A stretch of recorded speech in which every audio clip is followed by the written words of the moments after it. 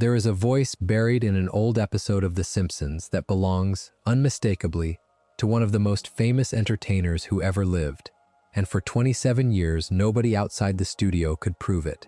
Matt Groening sat through interview after interview and simply would not say the name.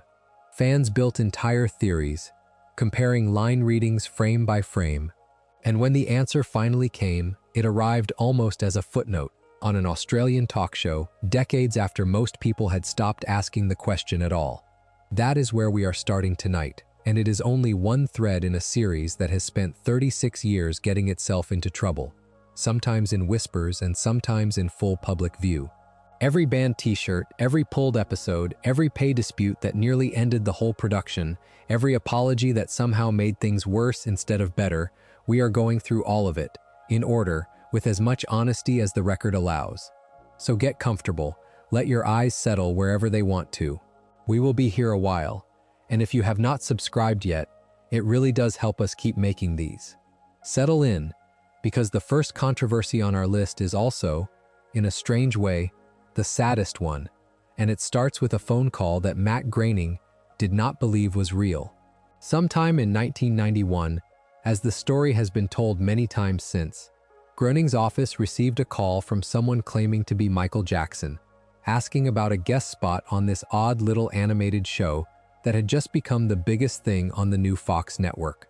Jackson was, by every account that has surfaced since, a genuine and enthusiastic fan of the series and of Bart Simpson in particular, and he had apparently made the call himself.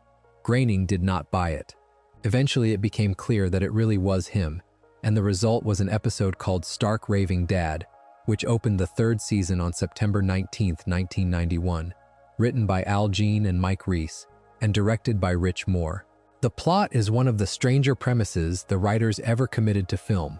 Homer's white shirts come out of the wash-dyed pink after getting mixed in with one of Bart's red items, and he wears the pink shirt to work anyway. Mr. Burns spots him on a security monitor, decides on the spot that an employee who would dress that way must be unstable, and has him committed to Springfield State Mental Hospital on the strength of a rigged sanity questionnaire that Bart secretly filled out for him. Inside the hospital, Homer's roommate is a very large, very calm bald man who insists, gently but completely, that he is Michael Jackson. He is not. He is a bricklayer named Leon Kompowsky in the grip of a delusion, and the joke, such as it is, rests on how convincingly he carries himself. Homer eventually gets released, brings Leon home with him, and in the episode's warmest stretch, Leon, still fully in character as Michael Jackson, helps Bart, who has forgotten Lisa's birthday, write and perform a song for her called Happy Birthday, Lisa. At the very end, in the series' own gentle way of closing the loop, Leon admits, plainly, that he was never really Michael Jackson at all. Here is the part that made this episode a mystery for almost 3 decades. The character's speaking voice really was performed by Michael Jackson. He is credited on screen, but not under his own name. He is billed as John J. Smith, a pseudonym so flimsy it barely qualifies as a disguise, and yet it held. According to Groening and the production's longtime music editor Chris Ledesma, Jackson's singing voice was not what ended up in the final mix. Happy Birthday, Lisa was actually sung by a soundalike vocalist named Kipp Lennon, while Jackson, by the account given later, sat in the recording booth and watched Lennon do it. That distinction matters because for years afterward you could find people online insisting they could hear Jackson himself singing on the soundtrack, and that specific claim, that his own vocal take secretly made it to air, has never been confirmed and is directly contradicted by the people who worked on the mix. What is far better supported is that Jackson pitched the birthday song concept himself and wanted his fingerprints on the writing, though contractual obligations with his record label reportedly kept his name off any official songwriting credit. On the soundtrack album that later collected the music, Songs in the Key of Springfield, the song is credited to a joke pseudonym, W.A. Mozart, which tells you everything about how carefully the studio was tiptoeing around what it could and could not say out loud. For 27 years, that was where it stayed. An open secret, technically deniable, endlessly speculated about in fan forums and on message boards, never confirmed by anyone who actually knew. Then, in September of 2018, On the Australian program The Weekly with Charlie Pickering, Groening simply said it. "We really did have Michael Jackson," he told the host. And then, almost as an aside, that Jackson did do the series. He did not want credit for it. It was some kind of deal with his record company or whatever. On the singing, Groening added that Jackson had a soundalike singer, and he stood there and watched the guy. 27 years of speculation, closed in about 15 seconds of television on the other side of the world. Now here is where the story turns, and where an episode that had been one of the more fondly remembered installments of the golden years became something the network no longer wanted anyone to see. In January of 2019, the HBO documentary Leaving Neverland premiered at Sundance, and it aired as a two-part, 4-hour film on HBO itself in early March. The film presents detailed sexual abuse allegations against Michael Jackson from two men, Wade Robson and James Safechuck, describing things that allegedly happened to them as children. The documentary landed hard, reopening a conversation about Jackson's legacy that had been simmering on and off since the accusations first surfaced against him in the 1990s. 4 days after the HBO broadcast, on March 8, 2019, executive producer James L. Brooks confirmed that The Simpsons was pulling Stark Raving Dad from circulation entirely. "It feels clearly the only choice to make," Brooks said, calling it a treasured episode that simply could not remain in rotation given what the documentary had surfaced. In a separate line that has been quoted often since, Brooks said he was against book burning of any kind, but that this was the show's own book, and they were allowed to take out a chapter. A week or so later, showrunner Al Jean spoke to the press as well, and his comments were noticeably more conflicted, more like a man thinking out loud in real time than delivering a prepared statement. It was not something that made him happy, he said, but it was something he agreed with completely.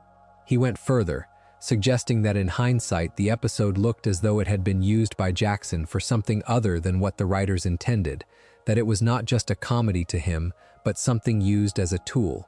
On the allegations themselves, Jean was careful in a way that is worth pausing on, saying he thought Jackson's presence on the series may have been part of what he used to groom children, but adding immediately that this was not something he knew personally, only what he had come to think.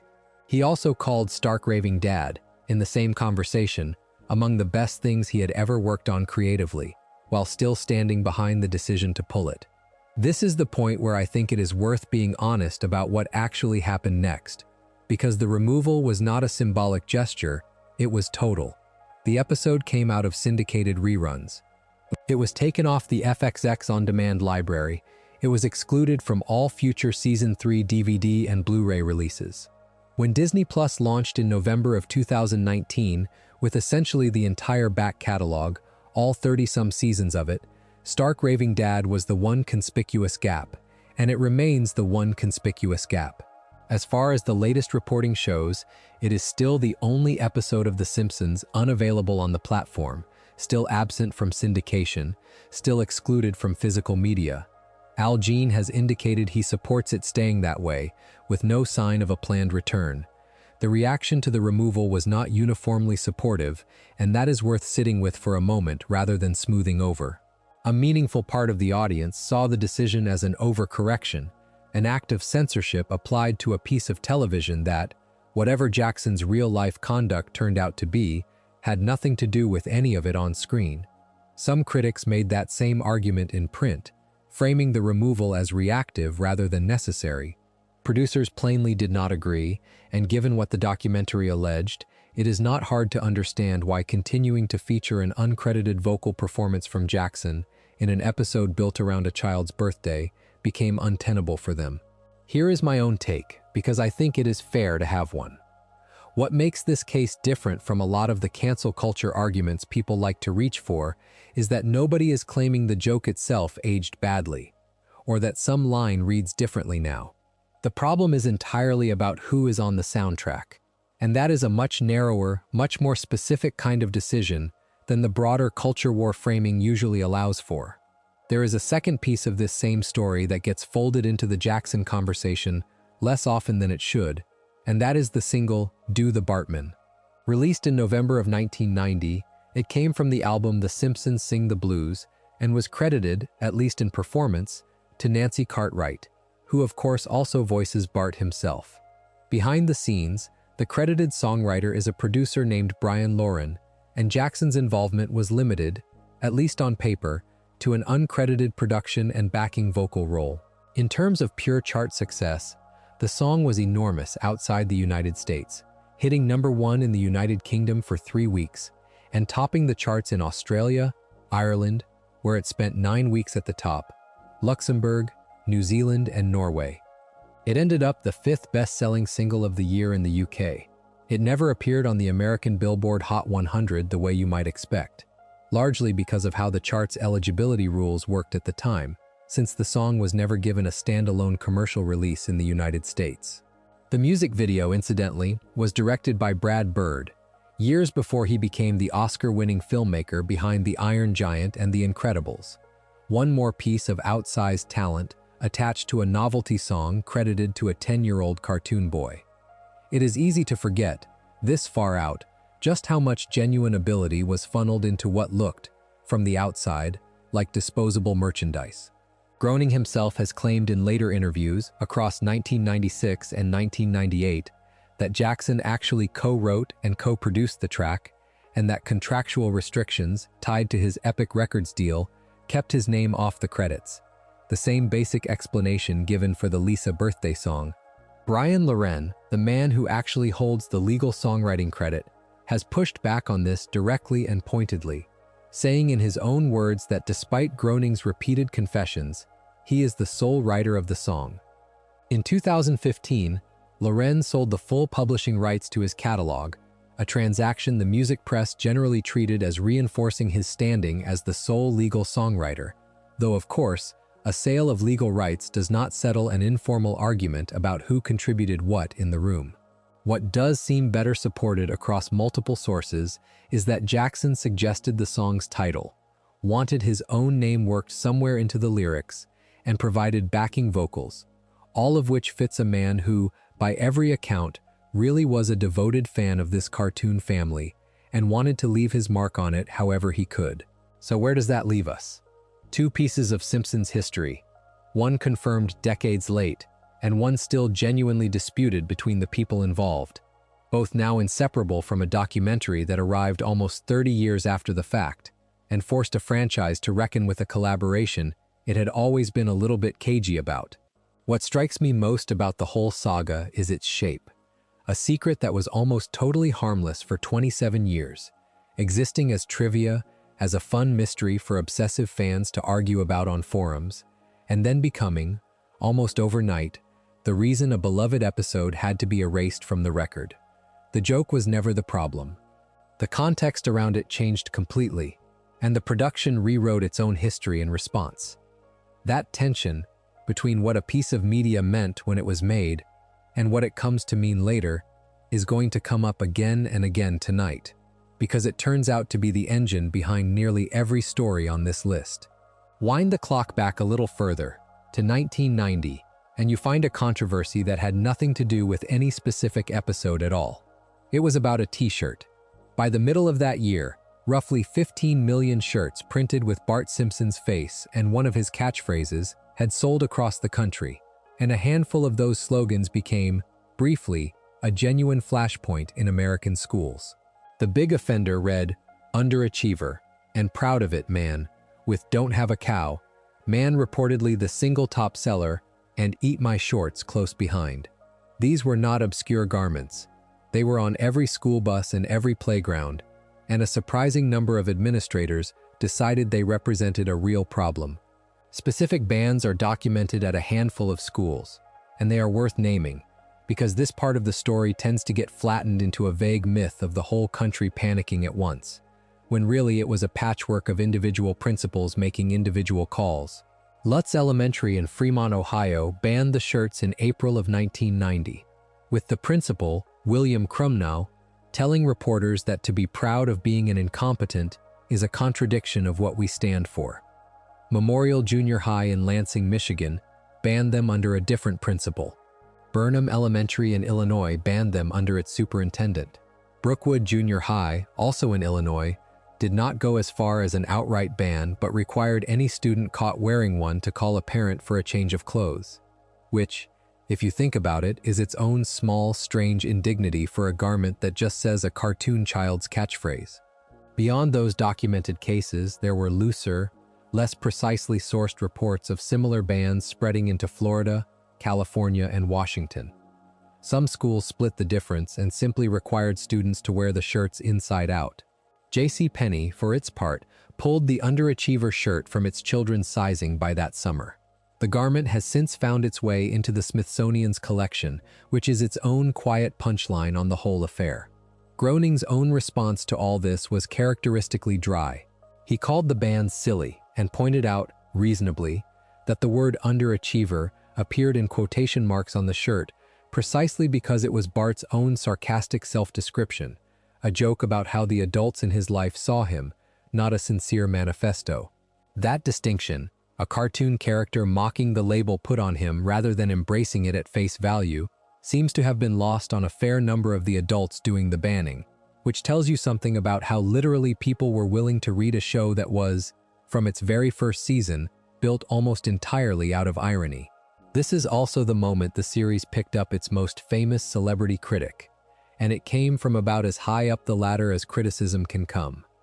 On January 27, 1992, President George H.W. Bush addressed the annual convention of the National Religious Broadcasters at the Sheraton Washington Hotel, and in the middle of a speech about American family values, he said, according to the official transcript, that the country needed to be closer to the Waltons than the Simpsons. That is the actual, verified line. You will often see a longer version floating around, something closer to a lot more like the Waltons and a lot less like the Simpsons, and that phrasing does show up in later retellings, including some of Fox's own promotional material over the years, but it does not match the transcript of this particular speech, word for word, and appears to be a conflation with a different Bush address. I want to be careful here and stick to the shorter, better documented version, because the longer one has taken on a life of its own that the record does not fully support. Bush was not the only member of his family to weigh in either.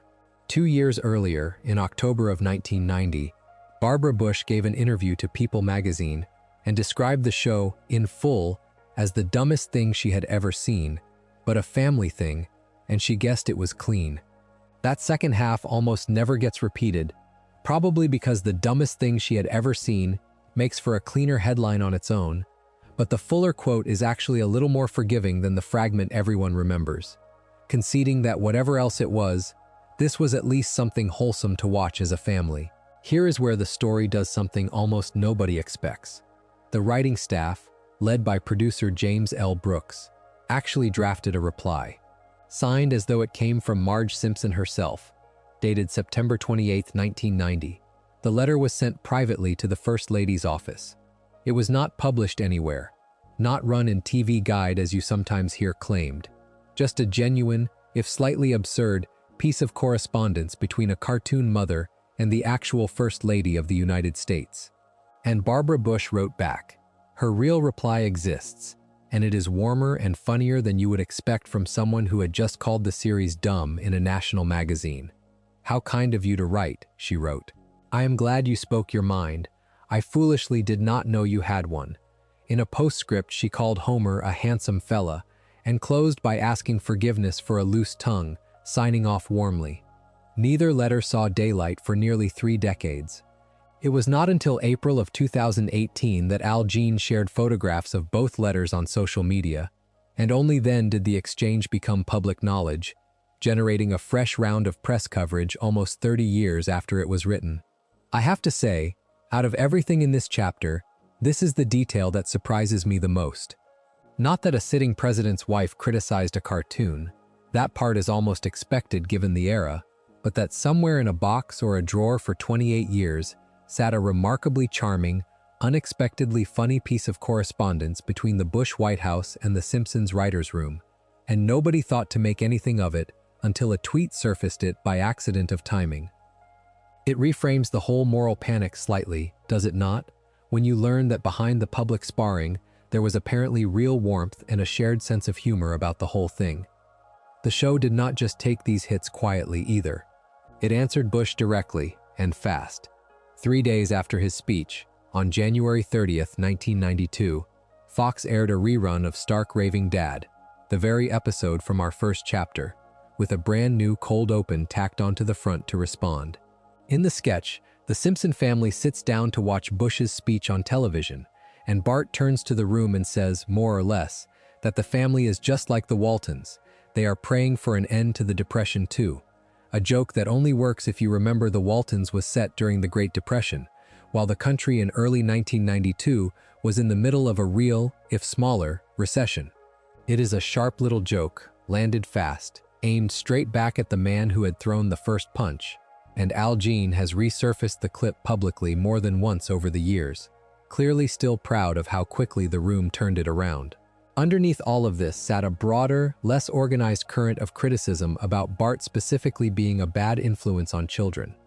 An unnamed Los Angeles school board official told reporters Bart represented an anti-intellectualism that is not healthy. Principal Krumnow, the same man behind the Ohio t-shirt ban, said the series taught the wrong things to students. Newspaper editorials of the era called Bart egotistical, aggressive, and mean-spirited. Adjectives that, watching now, read almost as compliments given how thin and toothless most of his actual mischief looks by modern comedy standards. Not every voice was hostile, though. A Utah psychiatrist named Dr. Joe C. Culbertson wrote an op-ed in the Deseret News in June of 1990, defending the family, arguing that the Simpsons were, in his words, really kind of failures in the eyes of authority figures, yet survived through love and compassion, and that in some odd way, they epitomized the Bill of Rights. It is worth remembering that this argument, however earnestly meant, was playing out over a show that was, at the very same time, making fun of exactly this kind of anxiety from the inside. Season 2's Itchy and Scratchy and Marge, which aired in December of 1990, has Marge herself lead a fictional protest group called Springfieldians for Nonviolence, Understanding and Helping, after she catches baby Maggie hitting Homer with a mallet in direct imitation of the cartoon within the cartoon.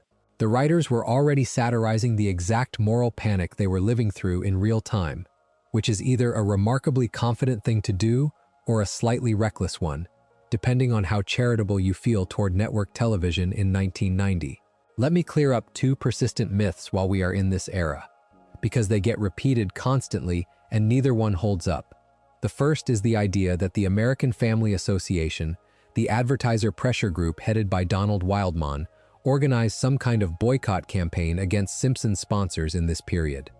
That group was demonstrably active against other shows at the time, including Saturday Night Live and Nip de Blue, but no documented campaign targeting this show's advertisers has ever surfaced, and it appears to be a claim people simply assume must be true, given how controversial the production felt, rather than anything anyone can actually point to.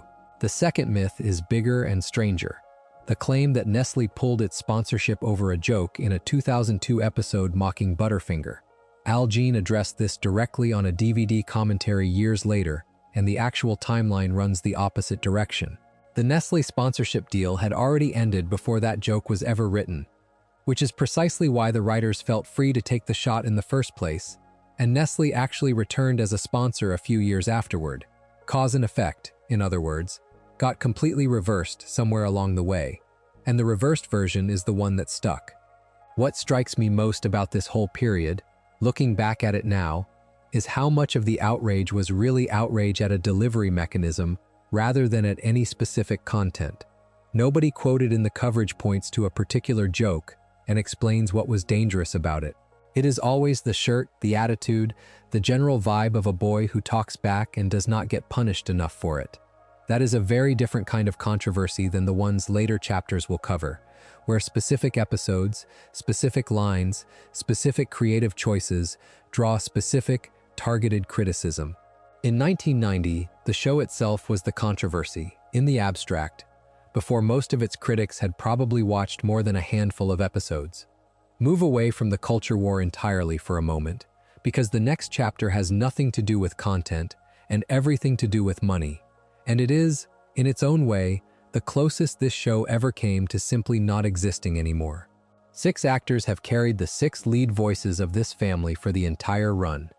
Dan Castellaneta as Homer, Julie Kavner as Marge, Nancy Cartwright as Bart, Yeardley Smith as Lisa, Hank Azaria across a huge range of supporting characters, and Harry Shearer, also across a huge range of supporting characters. And roughly every few years, for over 3 decades, those 6 have gone to war with the studio over what they are paid to do it. The trajectory tells its own story if you just lay the numbers out. When the series launched in 1989, the cast was earning somewhere between $5,000 and $30,000 an episode, a perfectly reasonable rate for what was, at that point, an unproven animated spin-off of a sketch bit from The Tracy Ullman Show. By 1998, after the first real dispute that had climbed to roughly $50,000 an episode, with built-in raises of another $10,000 each season going forward, in April of 2001, with the show now an established cultural institution, a new deal pushed the rate to $100,000 an episode for seasons 13 and 14, rising to $125,000 for season 15, with a $1 million bonus for each actor built in to replace future syndication payments they would otherwise have been owed. The pattern repeats almost exactly every few years after that, and each time it does, production grinds to a halt until it resolves. In 2004, the cast opened negotiations asking for $360,000 an episode, and after roughly a month of standoff, settled at $250,000. The dispute ran long enough that Fox actually produced 1 fewer episode that season than usual, 21 instead of the standard 22. A small but real production casualty of the negotiation dragging on. In 2008, the ask climbed to as much as $500,000 an episode, and the parties settled somewhere in the neighborhood of $400,000 to $440,000 on a 4-year deal, with different outlets reporting slightly different final figures. Then came 2011, and this is the one that actually threatened the series' survival rather than just its budget. Fox came to the table demanding a 45% pay cut across the 6 leads, which would have taken their combined $8 million or so a season down to around $4 million, working out to about $250,000 an episode each. And Fox did not soften the demand with vague corporate language. The network put out a public statement saying, more or less directly, that it believed the series could and should continue, but that it could not produce future seasons under the current financial model, and that it hoped an agreement could be reached that would allow the production to go on. Read plainly, that is a network telling its own signature program, on the record, that cancellation was genuinely on the table. The cast pushed back with a counteroffer, proposing a smaller 30% cut in exchange for a slice of the back end, meaning a share of syndication and licensing profits, something the voice cast had never actually received in all their years on the show, unlike the writers and producers. Fox rejected it.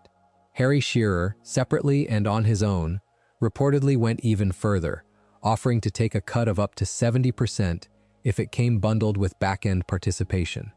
Fox rejected that too. The standoff eventually broke around October 7, 2011, with a 2-season deal covering seasons 24 and 25, landing around $300,000 an episode, with all 44 episodes across both seasons, guaranteed, regardless of how production actually unfolded. No back-end deal was ever secured in that round, despite it being the central ask from both sides of the cast's counterproposal. I think it is worth pausing on how close this came to being the end, because the framing usually applied to Simpsons trivia is about ratings decline or creative fatigue, the series going on too long past its prime, that sort of thing. This was different. This was a network essentially saying, in public, on the record, that the machine would stop unless 6 specific actors agreed to a very large pay cut. Full stop. It is one of the only moments in the whole history where the thing genuinely hung in the balance for reasons that had nothing to do with quality, relevance, or audience interest, and almost everything to do with a straightforward labor dispute that could have gone either way. 4 years later, in May of 2015, Harry Shearer announced on social media that he was leaving, citing what he described as a deal-making impasse over his contract for seasons 27 and 28, and framing his departure around wanting the freedom to take on other work. For a stretch of about 2 months, it seriously looked like Mr. Burns, Ned Flanders, Principal Skinner, and Smithers 4 characters Shearer had voiced since the beginning might simply be recast or written out. Then, on July 8th of that same year, Shearer returned, signing the same new deal the other 5 leads had already agreed to, again around $300,000 an episode, with an option built in for 2 additional seasons beyond that. The latest round of this cycle came in 2023, and the reporting here gets noticeably murkier than the earlier disputes, which is worth being honest about rather than papering over with a confident number I cannot actually verify.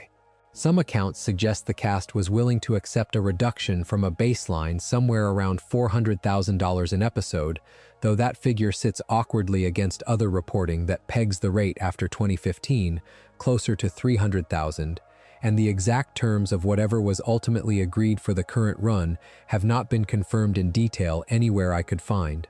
What we can say with confidence is that the cast, this time around, resisted anything resembling the scale of the 2011 cut and did not come anywhere near a cancellation-level standoff. Here is what strikes me, looking at this whole arc laid end to end. Every one of these disputes eventually resolved with production continuing, which on one level makes them feel, in hindsight, like a fairly predictable negotiating dance that always ends the same way. But that reading undersells how real the 2011 standoff actually was while it was happening, with a public statement from the studio itself putting cancellation on the table in plain language, not as a bluff, dressed up in corporate speak, but as an actual stated possibility. It is easy to think of a program that has run for 36 years as something permanent, almost geological, a fixture that will simply always be there the way the sun comes up. The truth is closer to the opposite. It has survived this long partly because, over and over again, 6 specific people and 1 media conglomerate managed to find a number they could both live with, right up against the edge of not finding one at all. Money is not the only thing that has reshaped this cast over the decades. Death has too, in ways the writers have had to absorb directly into the fiction, and their handling of it, character by character, ranges from remarkably graceful to something much harder to categorize. Phil Hartman is the one most longtime fans bring up first, and for good reason. He voiced 2 of the best-loved recurring characters, the washed-up former child star turned huckster spokesman Troy McClure, and the spectacularly incompetent, always overconfident lawyer Lionel Hutz. On May 28, 1998, Hartman was shot and killed by his wife, Bryn Hartman, in a murder-suicide, with Bryn taking her own life later that same day. It is a truly awful story, one that sits well outside the normal category of show business trivia, and the production's response reflected that gravity rather than the usual industry reflex of simply moving on. Both characters were retired permanently and immediately. Neither was ever recast, a decision that has held for more than 25 years now, on the reasoning that both performances were simply too distinctive, too specifically Hartman's own comic voice, to hand off to anyone else convincingly. The premiere of the following season, an episode called Bart the Mother, which aired that September, contains what became Troy McClure's final appearance, and closes with an on-screen dedication to Hartman's memory. Marcia Wallace's story unfolded very differently, both in its real-world circumstances and in how the writers chose to handle it on screen. Wallace voiced Edna Krabappel, Bart's exasperated, sharp-tongued 4th-grade teacher, for 25 seasons, and she died on October 25, 2013, at the age of 70, after complications from breast cancer that had progressed to pneumonia and sepsis. Al Jean's public statement at the time called her beloved by all at the show and said producers intended to retire her character permanently, which they did.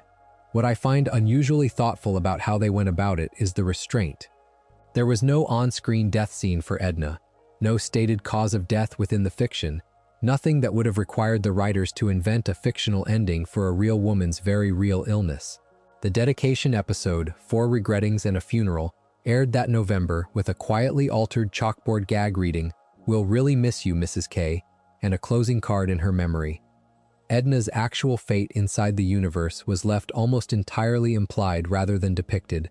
The clearest acknowledgement came later that same season, in the finale, where Ned Flanders is shown wearing a black armband and gazing wistfully at a photograph of Edna, alongside one of his own late wife, Maud, a quiet visual grammar that communicates loss without spelling it out in dialogue. It is a small, careful choice, and it stands in fairly sharp contrast to how a different death was handled, one we are about to get to. Jan Hooks is a smaller footnote in this same category, and one that has occasionally gotten tangled up with other characters in popular retellings, so it is worth being precise. Hooks voiced Manjula, Apu's wife, but only in 6 episodes spread between 1997 and 2002. She died on October 9, 2014, at 57, from throat cancer. By that point, voice actress Tress MacNeille had already taken over the role of Manjula and had been playing her for some time, so Hooks's death did not require any dramatic on-screen transition at all. The handover had essentially happened quietly in the background before she passed. Let me correct a mix-up that circulates fairly often here, because it is easy to get wrong. Hooks did not voice the sharp-tongued manicurist some fan sites attribute to her, and she absolutely did not voice Miss Botts, the German-accented babysitter bandit from an early Halloween-adjacent episode. That role belonged to the late Penny Marshall, a completely different performer. Keeping those threads separate matters if you care about getting this history right, rather than just repeating whatever version happens to be circulating. And then there is Maud Flanders, whose death is the strangest and most contested item in this entire chapter, because unlike Hartman or Wallace, Maud's ending had nothing to do with the death of the actress who voiced her. Maggie Roswell voiced Maud, along with Helen Lovejoy, Luann Van Houten, and Miss Hoover, and in 1994, she relocated from Los Angeles to Denver, initially continuing to fly back in for recording sessions. Around 1999, she asked for a raise, from $2,000 an episode up to $6,000, largely to offset the cost and hassle of that commute. According to the reporting, Fox countered with an increase of only about $150 an episode, which Roswell understandably declined, and she left the production, disappearing around the end of season 10. Then, in February of 2000, an episode called Alone Again, Natura Diddley aired, and in it, Maud Flanders is killed, struck by a t-shirt cannon that falls from a grandstand during a stock car race, making Ned Flanders a widower in a single, almost comically arbitrary act of violence. The timing lines up so neatly with Roswell's departure that entertainment outlets have repeated the connection for years as though it were simply established fact, that Fox killed off a character specifically because the actress who played her had walked away over money. I have to be honest with you about where the actual sourcing lands, though, because it is more ambiguous than the popular version suggests. The one-on-record producer comment on the decision, from showrunner Mike Scully speaking to TV Guide at the time, frames Maud's death only in terms of opening up new story avenues for Ned, a single father figure with room for new arcs, without connecting it to Roswell's contract dispute at all. So the honest framing is that the causal link is widely believed and genuinely plausible given the timing, but it has never actually been confirmed on the record by anyone who made the call. Take it as strongly suspected, not proven. What makes the story stranger still is what happened afterward. Roswell actually did return in 2002, having negotiated a new arrangement that let her record remotely from Denver, rather than flying back to Los Angeles, and she resumed voicing Helen Lovejoy, Luann Van Houten, and Miss Hoover for years afterward. Maud, though, stayed dead. Her return as a performer did not undo her character's fate, and the writers have never walked back or retconned that death in the 25 years since. If the popular theory about its origin is even partly true, that makes it a fairly unusual case of a labor dispute leaving a permanent, irreversible mark on a fictional family's history, unresolved even after the underlying disagreement that supposedly caused it had itself been settled. Taken together, these 4 stories show a production dealing with real, human loss in very different registers. Sometimes with real tact, retiring Troy McClure and Lionel Hutz outright rather than recasting distinctive voices, leaving Edna's fate tastefully unstated. And sometimes with something closer to collateral damage, a character killed off under circumstances that have never been fully clarified and that fans have spent a quarter-century reading as a quiet punishment for asking to be paid fairly. Both things can be true about the same institution. It can handle one kind of loss with real grace, and let another sit permanently in a gray area nobody in charge has ever chosen to illuminate. Not every fight behind the scenes involved life and death, or even large sums of money. Some were simply about credit, about whose name goes where, and about how much control any one person is allowed to have over a series built by committee. This next stretch is about those fights, and it starts with the man most casual fans have never heard of, even though without him, there might not have been a show to argue about in the first place. Sam Simon co-developed The Simpsons alongside Matt Groening and James L. Brooks back in 1989, and for roughly the first 4 seasons he served as creative supervisor, the person who actually built and ran the original writer's room, hiring most of the people whose names would go on to define the series for decades. His credit reads developed by a small phrase that undersells how much of the early comic engine came directly out of his leadership.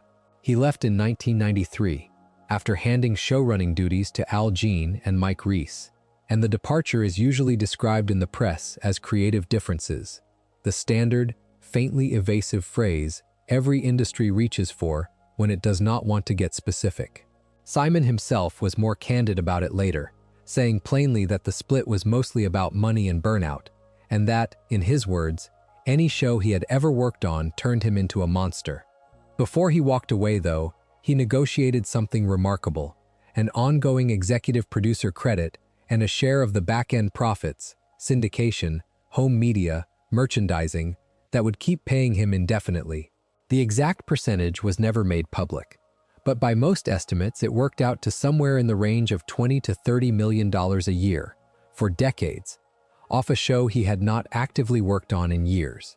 Simon died on March 8, 2015, at 59, of colorectal cancer, which he had been diagnosed with a few years earlier, having spent much of his final stretch giving away the bulk of his roughly $100 million fortune, a great deal of it through the Sam Simon Foundation, toward organizations that rescue and train service dogs, and toward animal welfare work generally. There is something worth pausing on in that. A man who built one of the sharpest comedy institutions in television history, spending his last years funneling the money it made him toward feeding stray animals and training dogs for people who needed them. Season 26's Waiting for Duffman carried an on-screen tribute to him. Groening's own relationship with the series he created has not always been smooth either, and the clearest example of that is an episode most casual viewers have probably never thought twice about. A Star Is Burns aired in March of 1995, built as a crossover with a different, less successful animated show, The Critic, which was also produced by James L. Brooks and starred a character named Jay Sherman. The crossover was timed deliberately, airing right before an episode of The Critic in an attempt to boost that struggling program's ratings by borrowing an audience from its far more popular sibling. Groening was against it from the start, and he said so loudly. He opposed the crossover for 2 reasons: that he did not want any credit or blame attached to The Critic, and that he felt the whole idea violated the internal logic of the Simpsons universe. By his own account, he spent more than 6 months trying to stop it from happening at all, calling the plan cynical. Part of what irritated him, on top of the creative objection, was that press coverage around the crossover kept crediting him personally with creating The Critic, when that show actually came from Jean and Mike Reiss. When he could not stop the episode, Groening did something he has never done before or since. He had his name removed from the opening credits entirely, making A Star Is Burns the only episode ever to air without his usual created by credit, and he skipped its DVD commentary track years later as well. Brooks did not take the pushback in silence either, publicly calling Groening a gifted, adorable, cuddly ingrate, and saying his creator's objections had gone too far. The next dispute is quieter in tone but no less bitter in outcome. Alf Clausen composed the score for 27 years, since 1990, earning 23 Emmy nominations along the way for music that, if you have ever noticed how closely a Simpsons episode's score tracks its tone, is doing more work than most viewers probably credit it for. In August of 2017, producer Richard Sakai told Clausen the series wanted a different kind of music going forward, and he was let go. The official public line from producers was carefully bloodless, stating only that they tremendously valued his contributions.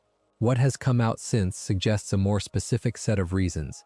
dissatisfaction after a hip-hop-themed episode where producers apparently felt the then 75-year-old Clausen was not comfortable working in that style, combined with a separate concern that he had been delegating a meaningful amount of the actual composing to his son, Scott Clausen. One thing the reporting does not support, and you will sometimes see this firing framed this way, is the idea that it was a cost-cutting move, trimming an expensive veteran's salary. No documented source gives that as an actual stated reason.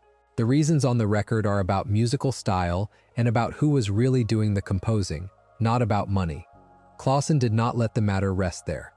In August of 2019, he filed a lawsuit alleging age and disability discrimination, citing his firing alongside a Parkinson's diagnosis. In August of 2020, a judge dismissed the age discrimination portion of the claim, ruling that Fox had a First Amendment right to choose its own composer, but allowed the disability discrimination claim to proceed separately.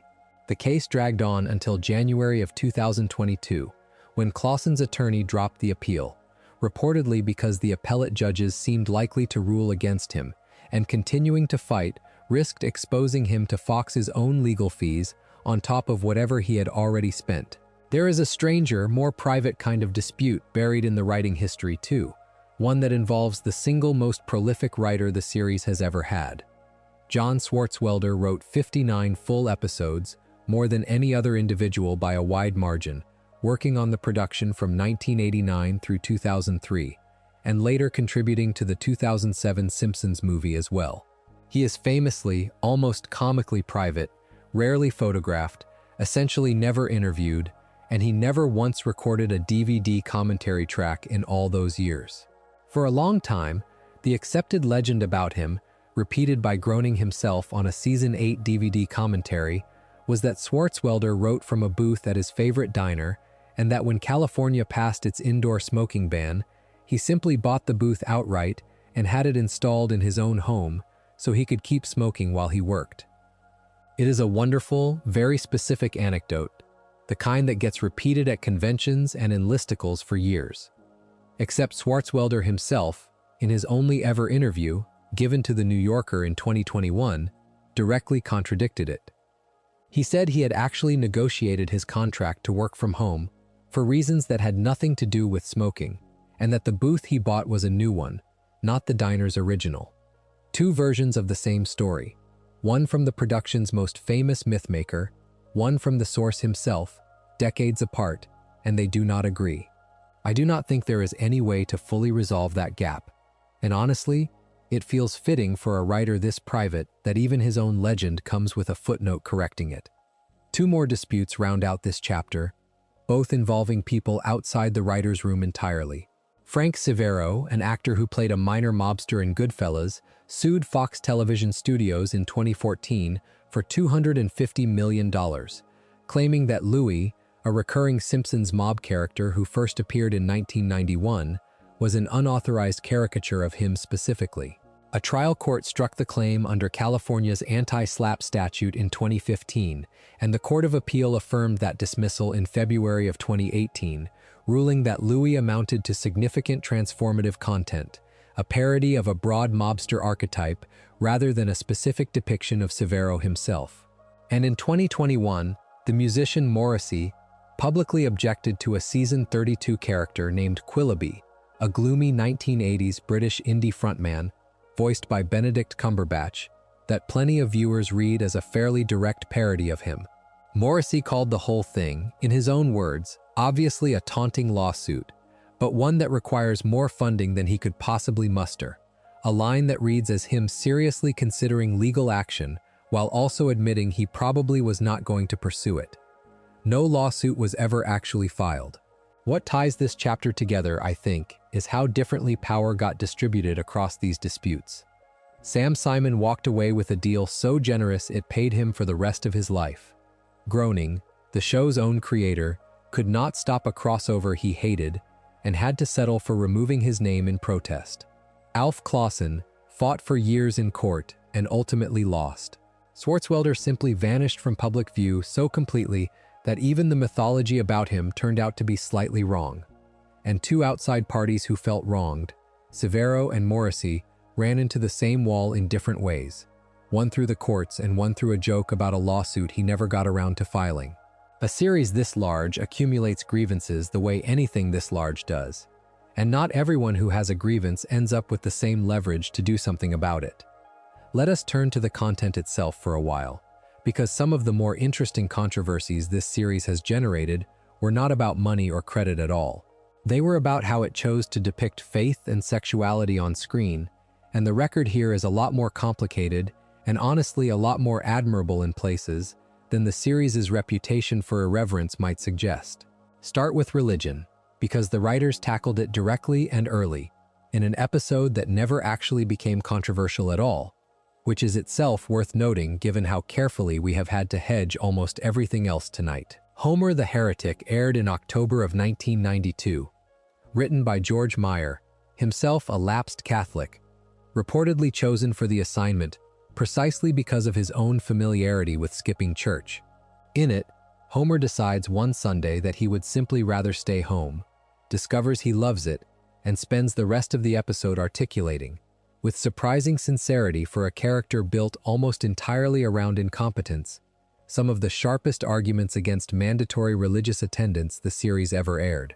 It is a clever structural choice, putting the strongest case against organized religion in the mouth of the production's biggest buffoon rather than its sharpest voice, Lisa. And it works because the episode does not actually end up anti-faith at all. Homer still believes in God by the closing minutes. He has just concluded that sitting in a specific building on a specific morning is not required to prove it.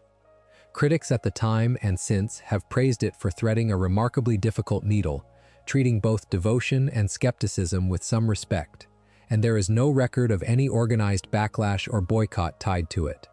Sometimes the writers got this material right on the first try, and almost nobody talks about that side of the ledger, because it does not generate headlines the way the missteps do. Ned Flanders is the other half of this show's religious commentary, and his case is subtler because it is not about one episode, it is about what happened to a character gradually, over decades. In his earliest appearances, he is barely more devout than any other neighbor, a mild, friendly presence next door. Over the years, that trait intensified, episode by episode, until devout evangelical Christianity became essentially his entire personality, a phenomenon so recognizable across television generally that the process now has its own name, Flanderization, a term coined by fans and now used across entertainment criticism to describe any character whose one defining trait balloons until it eats everything else about them. Some evangelical commentators have pushed back on Flanders as a straw man, arguing the character emphasizes surface-level piety over any real theological depth. Others, including some within that same community, have acknowledged that the writers were lampooning something real and recognizable. What keeps Flanders from becoming a pure joke at faith's expense, and this is my own reading of the character, rather than a settled critical consensus, is that the writers have never actually made him the butt of their cruelty.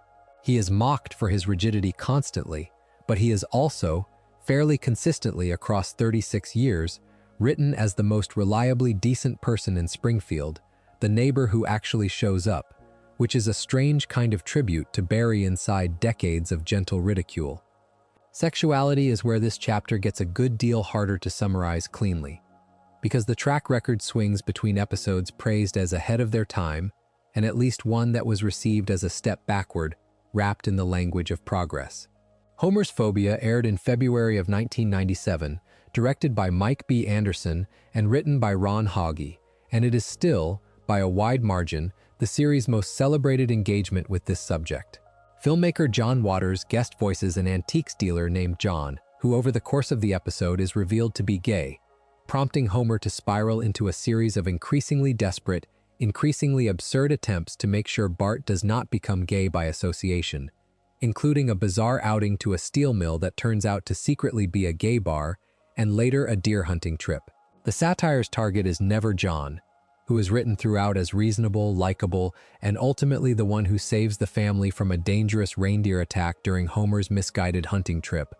The fear he was supposedly a threat to Bart turning out to be the exact person who keeps everyone alive. It is Homer's fear that gets mocked, consistently and without mercy, and Homer comes around and accepts John by the end. Before it ever aired, the episode reportedly hit real resistance internally, with showrunner Bill Oakley describing 3 full pages of objections from Fox's own Standards and Practices Department, concluding, in the network's own words, that the entire subject and content of the episode was unacceptable for air. Producers pushed it through anyway, and the result won a Primetime Emmy for Outstanding Animated Program, a GLAAD Media Award the following year, and an Annie Award for director Mike B. Anderson, along with a place on multiple contemporary top episode lists. GLAAD itself called it a shining example of how to bring intelligent, fair, and funny representation onto television. Whatever resistance it faced behind closed doors, this is about as clean a critical and cultural win as anything in this entire chapter. Waylon Smithers is a longer, slower story, and it stretches across most of the series' history. According to co-creator Sam Simon, Smithers was conceived as gay from the very beginning, but for years that fact stayed almost entirely in subtext, dressed up as simple professional devotion to his boss, Mr. Burns. The hints grew less deniable over time. There is a moment in Season 4's Marge Gets a Job that plays as an early wink, and a clearer one in Season 6's Sideshow Bob Roberts, where Smithers frames conservative politics as incompatible with his own choice of lifestyle, a line that lands as about as close to an admission as the show was willing to get for a very long stretch. Al Jean has described his orientation, only half seriously, as making Smithers Burns O-sexual rather than explicitly anything else, a joke that captures how long the writers were content to keep the whole thing hovering in the space between subtext and text. The character finally, unambiguously came out on screen in The Burns Cage, which aired in April of 2016, guest starring George Takei, after Burns rejects a romantic advance and Smithers begins a relationship with a character named Julio shortly after. Critical reactions split in an interesting way. Some outlets called it touching. Others, including a pointed piece in the New Statesman, argued this was not really progress at all, just a retroactive confirmation of something the series had been signaling through innuendo for over 20 years, and that the actual coming out should have happened, in the critics' own words, at least a decade earlier.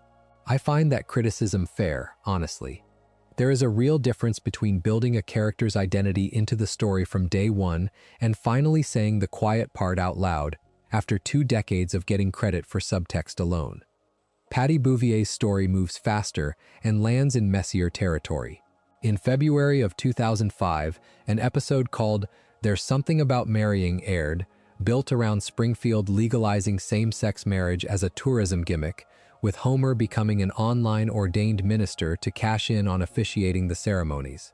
Within that plot, Marge's sister Patty comes out as a lesbian and plans to marry a professional golfer named Veronica, a character written as a broad parody of the real golfer Meanne Bagger. This was the first Simpsons episode ever to carry a Fox viewer discretion advisory card, specifically because of the same-sex marriage subject matter, and it became the highest-rated episode of that entire season, pulling in over 10 million viewers. Here is where the plot takes a turn that has aged into its most criticized element. Veronica is revealed to be a transgender woman, and Patty rejects her specifically because of that reveal. GLAAD's own reaction at the time was split internally, with the organization's executive director praising the Marge and Patty acceptance arc, while GLAAD's director of programs criticized the Veronica twist directly, saying it reinforced a dangerous myth that transgender people are trying to deceive or trick people. Later retrospective coverage has generally agreed with that second read, calling the twist surprisingly transphobic for an episode otherwise built around celebrating a same-sex wedding. It is a strange one to reckon with, remarkably progressive in its central premise, and remarkably regressive in its punchline, both at once, and I do not think there is a way to average those two things into a single clean verdict. 3 Gays of the Condo, which aired in April of 2003, is a smaller, gentler entry by comparison. Homer, hurt after discovering an old note suggesting Marge once considered leaving him, moves in temporarily with a gay couple, Grady and Julio, and one of them develops feelings for Homer before the misunderstanding resolves.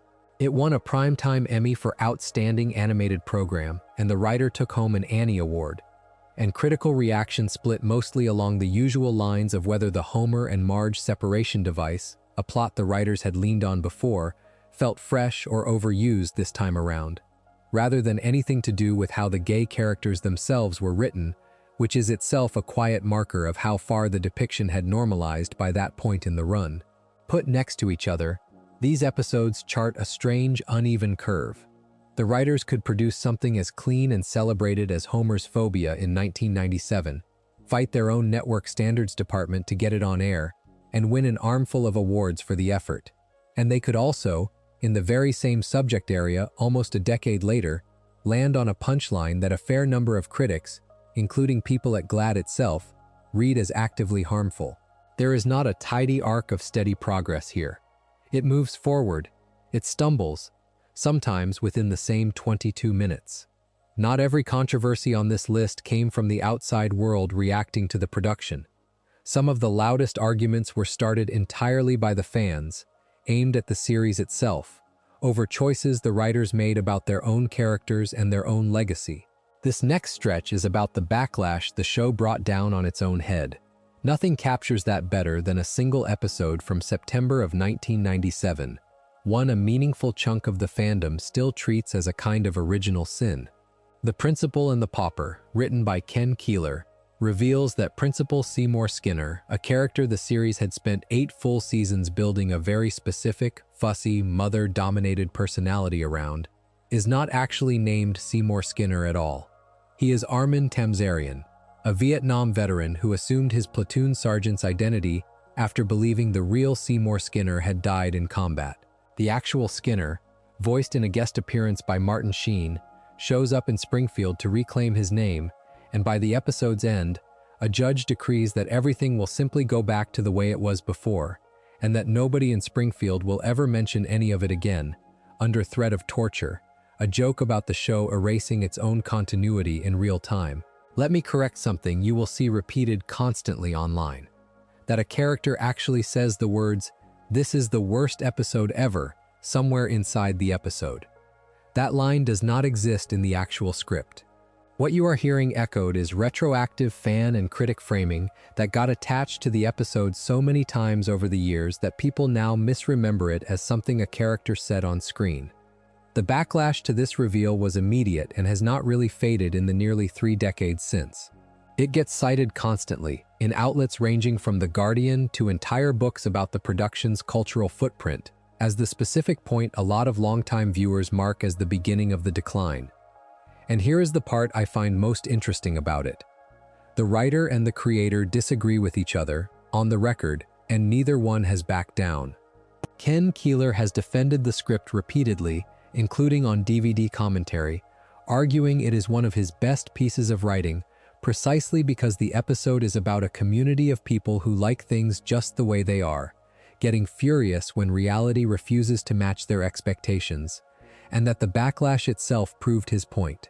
In his own words, it never seems to have occurred to anyone that this episode is about the people who hate it. Matt Groening sees it differently. In a 2002 interview with Rolling Stone, he called it a mistake outright, saying that by the time they had finished making it, they realized as much, and that having a judge declare the matter would never be spoken of again was the series' own way of formally disowning what it had just done. Two people who both worked on the same 22 minutes of television, one calling it some of his best work, the other calling it a mistake, his own show still lives with. There is no version of this disagreement that resolves cleanly, and honestly, I find that more interesting than if one side had simply won. If The Principal and the Pauper is the controversy about identity, Homer's Enemy, which aired just a few months earlier in May of 1997, is the controversy about tone, and it might be the single darkest thing this show has ever produced under the banner of comedy.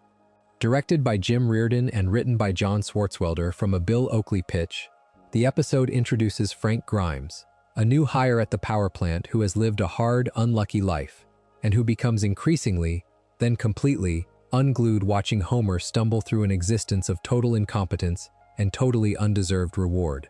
Grimes has a full breakdown by the episode's end and dies grabbing a set of high-voltage wires in an act the episode plays, uncomfortably, partly for laughs, closing on a scene of mourners falling asleep during Homer's eulogy for the man his own obliviousness helped destroy. Reaction to this one split sharply, and it has never really unified into a consensus. Some critics consider it a genuine satirical achievement, a rare moment where the writers turned their cartoon logic, the idea that a man this incompetent could keep his job, his family, and his happiness forever without consequence, into the actual subject of the episode, rather than just the ongoing premise everyone had already agreed to ignore. Others found the tone simply too cruel, too cynical, a joke stretched well past the point where it was still funny. Swartzwelder, characteristically blunt, offered no apology for the ending, saying flatly that Grimy was asking for it the whole episode. Whatever you make of the tone, the episode's reputation has only grown with time. By one snapshot of IMDb's user ratings, itself worth treating as a moving target rather than a permanent record, given how these things drift. It has at various points ranked as the single highest user-rated episode in the series' entire history, out of more than 700 episodes to choose from, which tells you something about how much appetite there turned out to be, decades later, for the production to occasionally turn its own premise against itself. For what it is worth, I land on the side that finds it brilliant rather than cruel, precisely because it is the one episode brave enough to ask the question the whole series is built on quietly ignoring: what would it actually be like to live next to Homer Simpson? And it has the nerve to answer honestly, instead of reaching for a warm resolution nobody would have believed anyway. There is a third kind of backlash worth covering here, and it is the strangest of the three, because the show basically predicted it about itself before it happened. The Itchy and Scratchy and Poochie Show aired in February of 1997, and it is widely understood as a direct, pointed satire of real network notes the writers had actually received. Pressure to invent a hip new character who could boost ratings for the fictional cartoon within the cartoon. Homer, playing a focus group viewer, complains that the new character, Poochie, needs to be more extreme and more attention-grabbing, paraphrasing a kind of note the writers themselves have described receiving from actual network executives over the years.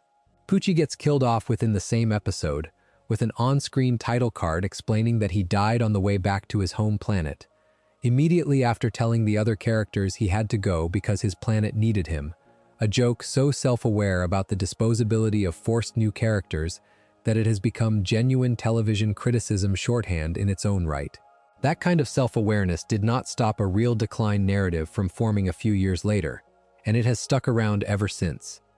Zombie Simpsons is the derogatory term fans use for what they see as the production's later-era creative slump, popularized by a blog called Dead Homer Society, active since at least the middle of 2009, which frames the label as applying from around season 12 onward by its own internal logic. Where exactly a so-called golden era ends is honestly disputed, and I would rather say plainly that there is no consensus cutoff than pretend there is a clean, agreed-upon line. Some point to the end of Season 6, around the acclaimed Who Shot Mr. Burns storyline, as the last stretch of consistently great television. A broader, more commonly cited range runs from around Season 3 through Season 8 or 9, with the principal and the pauper backlash from Season 9 often invoked as the symbolic turning point even among people who otherwise disagree about specifics. What does seem to hold up across most versions of this argument is a rough sense that by Seasons 10 and 11, quality had become noticeably less consistent than the stretch before it, even if nobody can agree on the exact episode where that happened. Even a rival show noticed and made a joke out of it. South Park's episode Simpsons Already Did It, which aired in June of 2002, follows Butters, in his Professor Chaos persona, trying to invent an original evil scheme, only to have his sidekick Dougie shoot down every single idea, with some version of The Simpsons already did that, a direct jab at the perception that after more than a decade on air, the series had covered so much narrative ground that nothing felt truly original anymore. It is a joke that only lands because the target audience already half agreed with it. The rivalry between this show and Family Guy deserves a mention here too, because it swings between genuine affection and pointed jabs depending on who you ask and when. Groening himself, back in 2006, called the relationship very affectionate and praised Seth MacFarlane directly as a good guy doing great work. That did not stop the Simpsons writers from taking their own shot on screen. An episode that same year featured a mugshot of Family Guy's Peter Griffin in a fictional Italian police book labeled, in Italian, Plagiarism, a fairly direct accusation dressed up as a background sight gag. Both men have separately and jointly, in a 2014 interview together, denied any real personal animosity.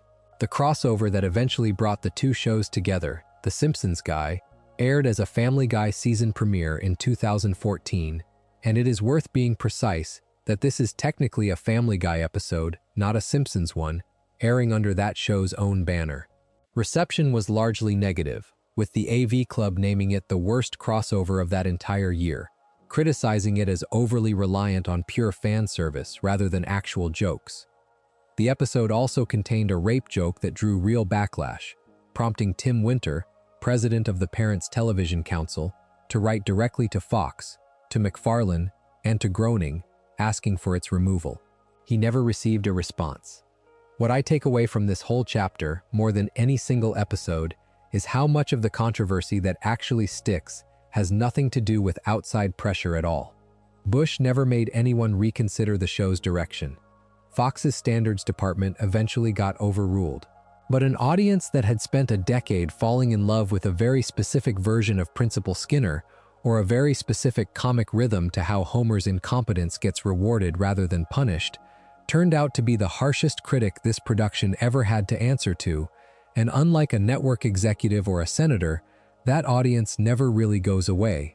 There is one controversy on this list that has not resolved, is not close to resolving, and has left one of the original characters in a strange kind of limbo that has now lasted the better part of a decade. It involves Apu Nahasapima Petalon, and it deserves more time tonight than anything else we have covered. Because unlike almost every other item here, this one does not have a tidy ending yet. Apu first appeared on February 25, 1990, in the 8th episode, The Telltale Head, back when the series was still finding its footing in its very first season. He was written as the owner of the Quick E-Mart, an Indian immigrant with a doctorate in computer science, working a convenience store job far beneath his qualifications. A detail that, depending on how you read it, functions either as a sharp piece of commentary on immigrant overqualification or as one more layer of a broad ethnic caricature. And honestly, both readings can be true of the same joke at once. His catchphrase, "Thank you, come again," delivered in a heavy, exaggerated accent, became one of the best-known lines to come out of the entire series. That accent was performed by Hank Azaria, a white American actor, using what critics would later describe, pointedly, as brown voice. A vocal performance built around racial mimicry the same way an earlier era of entertainment used blackface, minus the literal makeup but carrying a similar function. Azaria voiced Apu this way from his first appearance straight through to his final speaking line, which came in October of 2017, in the season 29 premiere, a Game of Thrones parody called The Simpsons. The controversy did not really ignite as a mainstream conversation until a comedian named Hari Kondabolu made it the subject of an entire documentary. The Problem with Apu, directed by Michael Melamedoff and starring Kondabolu, premiered on True TV in November of 2017, running just under 50 minutes. And it built its argument carefully, gathering testimony from a whole roster of South Asian American comedians and performers, many of whom described being bullied as children, specifically through Apu references, having "thank you, come again" shouted at them in schoolyards as a stand-in for their entire ethnicity. The film argued, without much room for ambiguity, that regardless of any affection viewers felt for the character, Apu functioned as a deeply harmful stereotype, performed in what amounted to brownface by an actor with no connection to the culture he was voicing. It was well reviewed on release, sitting at around 90% on Rotten Tomatoes across the critics who weighed in. Matt Groening's first public response to all this, given to USA Today in April of 2018, has not aged well, and it is worth quoting exactly rather than softening it, because the reaction to it is part of the story. He was proud of what they do on the series, he said, and thought it was a time in the culture where people love to pretend they are offended. That is about as dismissive a response as you can give to a documentary built almost entirely out of people describing real childhood harm, and it landed exactly as poorly as you would expect.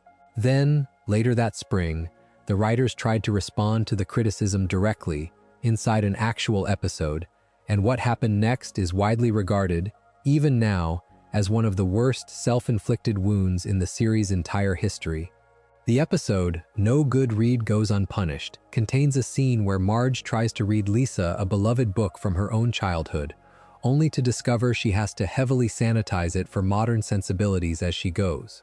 Lisa, breaking the fourth wall directly to the camera, says that something that started decades ago and was applauded and inoffensive is now politically incorrect, and asks what you can do. Marge's reply is that some things will be dealt with at a later date.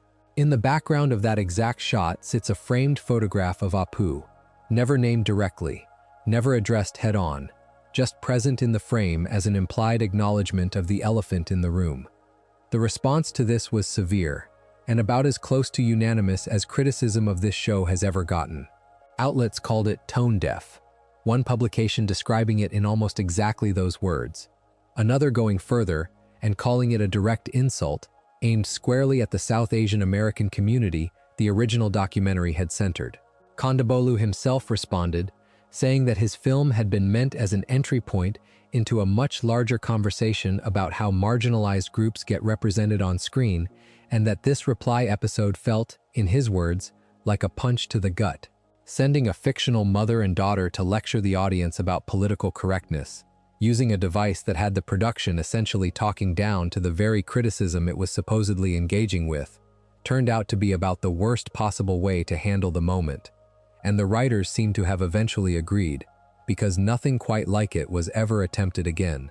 What happened over the following 2 years is where this story becomes unusually rare in the history of these kinds of controversies, because it did not end in a defensive dig-in or a quiet wait it out. It ended with the actor at the center of it changing his own mind, in public, over time, in a way that reads as sincere rather than performative. Azaria had already said, back in April of 2018, that he would be willing to step aside from the role if the show wanted a different approach. Then, in January of 2020, he made it official, telling reporters, in comments picked up by outlets from the New York Times to the BBC, that he would not be doing the voice anymore, unless there was some way to transition it, and that they had all agreed on that. He described the decision as the result of real conversations with Indian American colleagues and attending panels specifically about structural racism, not a snap reaction to bad press. The following month, speaking to the New York Times directly, he put it even more plainly, saying that once he realized that was the way this character was, he just did not want to participate in it anymore. He did not stop there either, and this is the part of the story that separates Azaria's arc from a lot of celebrity apology cycles, which tend to produce one carefully worded statement and then go quiet. In April of 2021, on the podcast Armchair Expert, he apologized to, in his words, every single Indian person, and described his own performance as something he had helped contribute to a dehumanizing stereotype, using language that does not hedge or soften what he is admitting to. 2 years after that, in April of 2023, Azaria and Kompowsky actually appeared together publicly for the first time, on NPR's Code Switch, and Azaria admitted that back in 2017, he had been too afraid to appear in the original documentary himself, that he had not felt safe doing so, and that he was embarrassed, his own word, by how the whole situation had played out. Whatever you think about how long it took to get here, that is a remarkably unusual trajectory for someone at the center of a controversy like this. A slow, apparently sincere walk from dismissiveness to real accountability, playing out over roughly 6 years in full public view. Institutionally, the series moved as well, though more slowly and less specifically. In June of 2020, producers announced a broader policy that white actors would no longer voice non-white characters going forward. A rule bigger than just the Apu situation, but clearly born out of it. The first concrete result came that September, when Carl Carlson, a black character Azaria had voiced since the production's early seasons, was recast with Alex Desert, a black actor, starting with the season 32 premiere. A couple of things are worth correcting before we move past this, because the popular version of the story tends to smooth over details the actual record does not support. You will sometimes see it suggested that Azaria privately hated performing the voice for years before the documentary forced the issue into the open. A quiet closet conscience waiting for permission to speak. Nothing in the available record backs that up. Every one of his conflicted, self-critical comments dates from the 2017 press cycle onward, after the documentary existed, not before it. Whatever discomfort he came to feel about the role appears to have been a real, developing response to that specific reckoning, not a long-buried objection he was simply waiting for cover to voice. It is a smaller distinction than it might sound, but it matters, because it is the difference between an actor who always knew better and stayed quiet for a paycheck and an actor who was confronted with a hard truth about his own work and, by most available evidence, actually reckoned with it honestly rather than performing contrition for the cameras. And Apu himself. This is where I have to be honest about how unresolved this actually still is. Because there is no tidy resolution to report, no triumphant recasting, no dramatic final episode giving the character closure. He was simply not recast. After his last line of dialogue in 2017, he continued to appear only occasionally, silently, as a background figure, present inside the fictional town of Springfield, but functionally retired as a speaking character, without any announcement, without any in-universe explanation, just an absence that slowly became the new normal. In March of 2021, Groening told USA Today the show had something kind of ambitious planned for the character, though nothing concrete about what that meant ever followed publicly. For years after that, Apu essentially vanished altogether, present in reruns and old merchandise, but absent from new episodes in any meaningful way. The latest development came in October of 2025, in a segment of that year's Treehouse of Horror Halloween special called Plastic World. Apu reappeared visually for the first time in years, shown dead, buried in the ruins of a plastic-choked, post-apocalyptic quickie mart with no dialogue at all. It is worth being precise about what this actually is and is not. The Treehouse of Horror anthology has never counted as canon in the series' own internal logic. It exists explicitly outside the regular continuity as a yearly, self-contained horror parody, so this is not the production killing off Apu in any way that sticks. It is closer to a dark, self-referential joke, acknowledging the character's absence rather than actually resolving it. When showrunner Matt Selman was asked directly, in an interview that same year, what the plan for Apu's future actually is, his answer was about as unresolved as the situation itself. He could not talk about Apu right now, he said. He did not know. He did not know. That answer stays with me, honestly, because I think it is the most honest thing anyone involved with this controversy has said in 8 years of coverage. Every other item on tonight's list eventually reaches some kind of resolution, even an unsatisfying one. An episode gets pulled, a lawsuit gets dismissed, a character gets recast, a letter finally surfaces after decades in a drawer. Apu is different.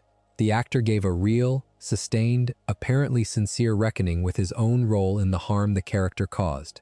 The show quietly retired him rather than either defending him outright or staging some big symbolic farewell. And 8 years later, the person actually running things today can only say, honestly, that he does not know what happens next. That is not necessarily a failure of the storytelling. Sometimes an institution this old runs into a problem it built into its own foundation decades before anyone working there today had any say in the matter, and there simply is not a clean fix sitting ready to deploy. What we are left with is a character who used to be instantly recognizable across American animation, quietly present in the background of a town that built entire episodes around him for almost 30 years, still waiting for an answer nobody currently working on the series seems able to give. Some controversies on this list came from something the writers said. This next one came from something they filmed years before anyone could have known it would need to be filmed differently. And it is a good example of how a single real-world event, entirely outside anyone's control, can reach backward and change how an old episode of television gets treated. The City of New York vs. Homer Simpson opened the 9th season, airing September 21, 1997, written by Ian Maxtone Graham. The plot is classic Simpsons in its structure, low stakes, escalating absurdity, built around a small, almost forgettable inciting incident. Barney abandons Homer's car in Manhattan, specifically in the plaza between the Twin Towers, and the city threatens to dump the abandoned vehicle in the East River within 72 hours unless someone claims it. The whole family travels to New York to reclaim the car, and in a very Homer turn of events, He actually misses the officer sent to release the vehicle because he is busy using a restroom inside the World Trade Center, and ends up driving off anyway with a wheel boot still attached. Showrunners Bill Oakley and Josh Weinstein specifically chose that plaza location, Austin J. Tobin Plaza, because it was such an immediately recognizable piece of New York City geography, exactly the kind of landmark a show built on this level of specific, grounded satire liked to use as shorthand. For 4 years, this was just another well-liked episode from a strong stretch of the run. Then, on September 11, 2001, the World Trade Center was destroyed, and almost exactly 4 years after this episode first aired, it was pulled from American syndication, according to Bill Oakley's own account on a later DVD commentary, specifically because of how prominently the towers featured throughout the plot.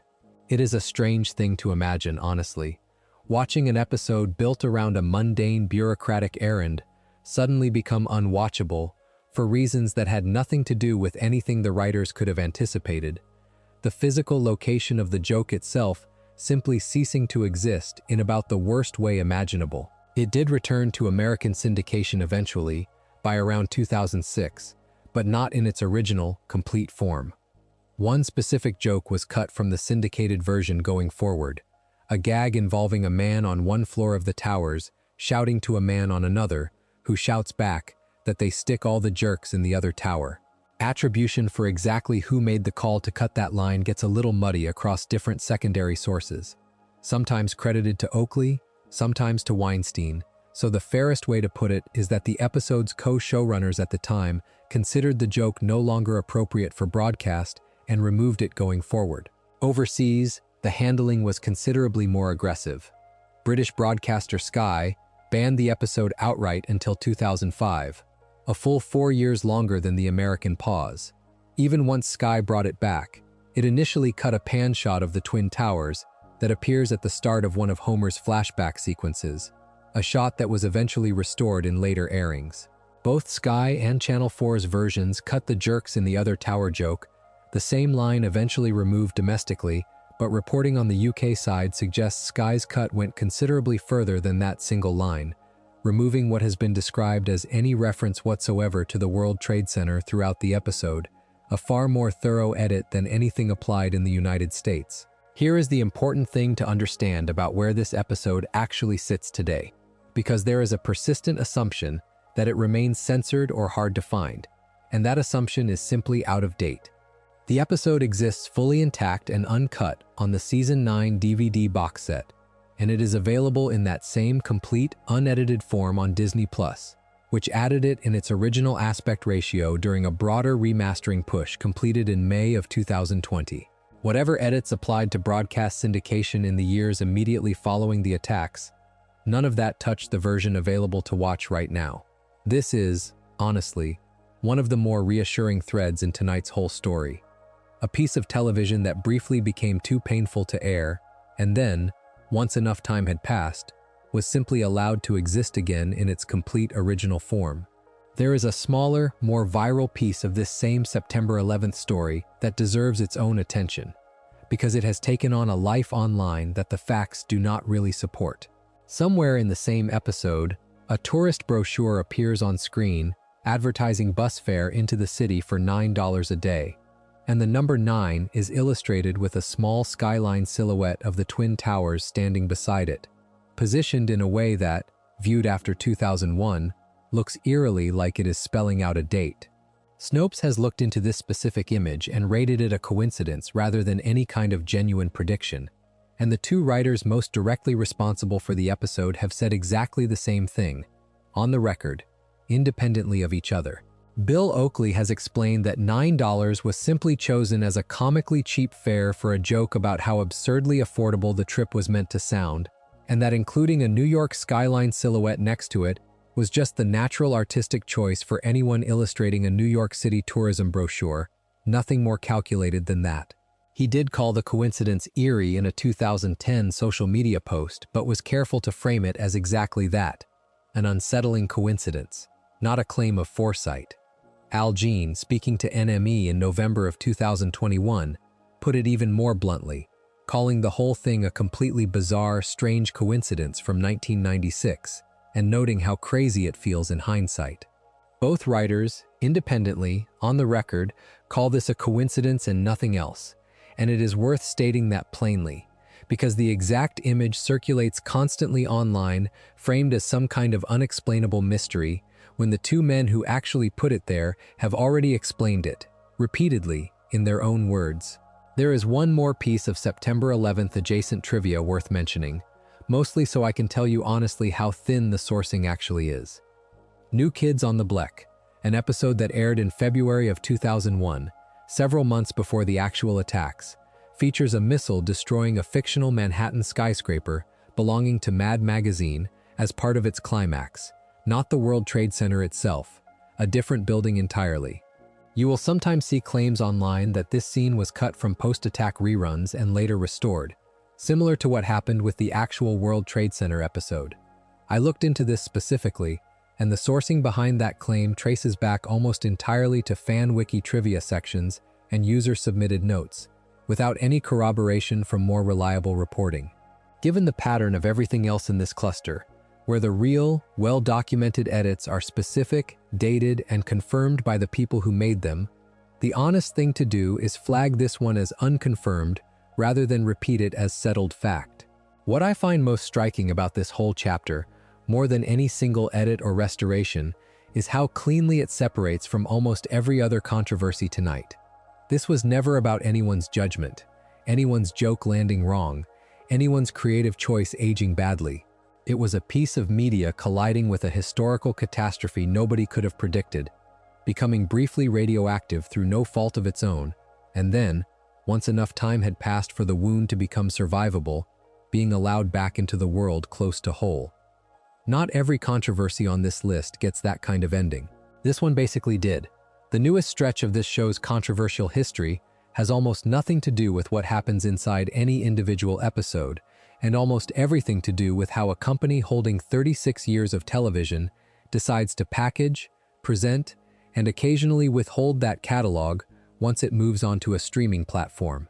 Disney Plus launched in the United States, Canada, and the Netherlands on November 12, 2019, with Australia and New Zealand following about a week later, and it arrived with essentially the entire Simpsons library available on day one, every season built up to that point, minus one very specific, deliberate absence we have already spent a full chapter discussing. The first real controversy to hit the platform's Simpsons library had nothing to do with content at all, and everything to do with the shape of the picture on your screen. For roughly the first 19 or 20 seasons, the show was produced and originally broadcast in a 4:3 aspect ratio, the boxier, more square-shaped format standard television used before widescreen became the norm. When Disney Plus launched, it streamed the entire catalog, all 30-some seasons, uniformly cropped into 16:9 widescreen, and the stated reasoning, according to the company at the time, was to guarantee visual quality and consistency across the whole run. In practice, that consistency came at a real cost. Cropping a 4:3 frame into widescreen means cutting information off the top and bottom of the original picture. And for a show that had spent 2 decades hiding visual jokes in the corners and edges of its frames, that cost was not abstract. The casualty people cite most often is a sight gag from an episode called Duffless, where a joke about Duff, Duff Light, and Duff Dry, all secretly coming from the very same factory tank, depends entirely on a visual detail positioned at the edge of the original frame, a detail the widescreen crop simply cut away, leaving the punchline invisible to anyone watching on the new platform. Writer Bill Oakley, a fairly consistent, outspoken voice throughout several of tonight's controversies, criticized the cropping publicly and specifically. To its credit, Disney actually listened, and moved with a speed that stands out against most of the other slow-burn resolutions in tonight's story. On April 2, 2020, the company announced it would restore the first 19 complete seasons, along with part of Season 20, to their original 4:3 aspect ratio, targeting a rollout by the end of that May. The company hit that target, with the restoration confirmed complete by May 28, 2020. Seasons produced after that point stayed in widescreen going forward, which makes sense, given those later seasons were actually filmed that way from the start, so no original wider picture was being lost by leaving them as they were. We have already spent real time tonight on the other half of this platform's Simpsons story, so I will keep this part brief rather than walk back through ground already covered. Stark Raving Dad, the Michael Jackson episode from our very first chapter, was excluded from Disney Plus on day one of the platform's launch, and it remains, as of the latest reporting, the only episode of this entire series unavailable on the service, absent from syndication, and absent from any physical media release going forward. Nothing about that has changed since we discussed it earlier tonight. Here is a myth I want to address directly, because it is one of the more common misconceptions floating around about this show's relationship with its own streaming home. And getting it wrong paints a completely inaccurate picture of how Disney has actually handled the franchise. Starting at the platform's launch in November of 2019, Disney Plus began attaching soft, gently worded advisory language to a specific list of older animated films in its library, warning that they might contain outdated cultural depictions. That wording got considerably more direct in October of 2020, evolving into an explicit statement acknowledging that certain titles include negative depictions and mistreatment of people or cultures, stating plainly that these stereotypes were wrong then and are wrong now, while explaining the company's choice to keep the content available with context rather than remove it outright. The films that actually received this treatment are specific and well documented: Dumbo, Peter Pan, The Aristocats, Swiss Family Robinson, the 1992 Aladdin, and by early 2021, 18 episodes of the original Muppet Show as well. No Simpsons episode has ever received this label, not one. Multiple targeted searches across major entertainment outlets, the kind of publications that would have covered this immediately and enthusiastically if it had happened, turn up nothing connecting the disclaimer program to this show in any way. The actual contrast here is sharper and, I think, more interesting than the misconception it replaces. For its animated film catalog, the properties people tend to think of as more central to the company's own core brand identity, Disney chose the label and keep approach, leaving the original content intact while adding context around it. For this show, a single episode involving allegations against a real, specific person got removed entirely rather than labeled. One outlet put the contrast about as sharply as it can be put, in a headline asking, essentially, why Disney Plus would censor the Michael Jackson Simpsons episode while leaving Dumbo's racially coded crow characters right where they had always been. It is a strikingly uneven set of editorial standards once you look at both halves of the catalog side by side. Full removal for one specific, uncredited real-world collaboration, contextual labels, and continued availability for entire films built, in some cases, around much broader and more pervasive stereotyping. There is a separate, smaller category of streaming-era edits worth walking through, and this is where I have to be honest about how the confidence level drops sharply depending on which specific claim you are looking at. Some of these are well documented, most are not, and it does a disservice to just repeat all of them with equal weight, the way a lot of the more clickbait-leaning coverage of this topic tends to. On the better sourced end, 2 episodes are confirmed missing from Disney Plus specifically in the Hong Kong market. Goo Goo Gai Pan, a season 16 episode from 2005, has been absent from that region's library since the market's Disney Plus launch in November of 2021, and it contains a background sign gag referencing the Tiananmen Square protests, a joke reading, roughly, that on this site, in 1989, nothing happened, a dry, pointed piece of satire about censorship that is now, itself, apparently subject to a version of the exact thing it was joking about. One Angry Lisa, a more recent episode from season 34 that first aired in October of 2022, was also reported missing from Disney Plus Hong Kong by February of 2023, tied specifically to a line referencing forced labor camps where children manufacture smartphones, a line that runs directly against the political climate created by Hong Kong's national security law, passed in 2020. Beyond those two, confidence drops considerably. You will find lists online claiming additional regional bans and edits, restrictions in Japan and South Korea around an episode called 30 Minutes Over Tokyo, a supposed ban in Brazil over an episode called Blame It on Lisa and its depiction of Rio de Janeiro, edits in Germany to Cape Fear over its use of Nazi and SS imagery, and a claimed Latin American ban tied to an episode called E Pluribus Vigum over a joke calling the real historical figure, Juan Perón, a dictator. I looked for primary reporting on every one of these specific claims, and what I found instead was the same small handful of aggregator-style listicle articles, largely from one outlet, repeating each other without any of them pointing back to an original news report, a broadcaster statement, or anything resembling primary confirmation. That does not necessarily mean none of it happened. It means I cannot responsibly tell you it happened, as settled fact, and I would rather be honest that the sourcing is thin than repeat a list of specific claims, dressed up with false confidence just because it makes for a longer segment. What I take from this whole chapter, stepping back from the individual data points, is that the streaming era has turned this show's back catalog into something closer to a living document than a fixed historical record.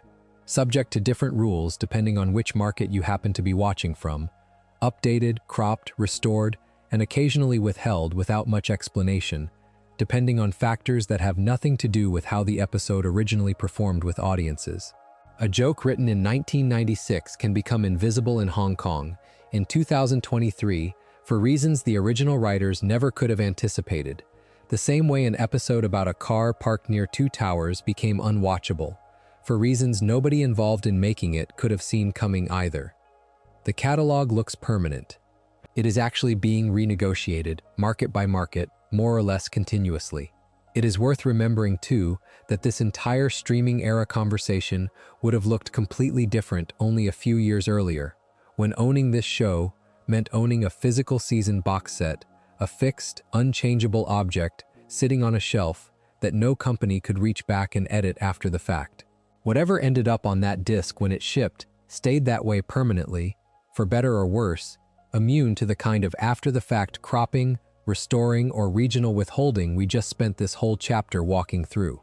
Streaming solved a real problem: instant access to an entire back catalog spanning more than 3 decades from a single subscription. But it solved that problem by trading away the one thing physical media always guaranteed, without anyone really having to think about it: permanence.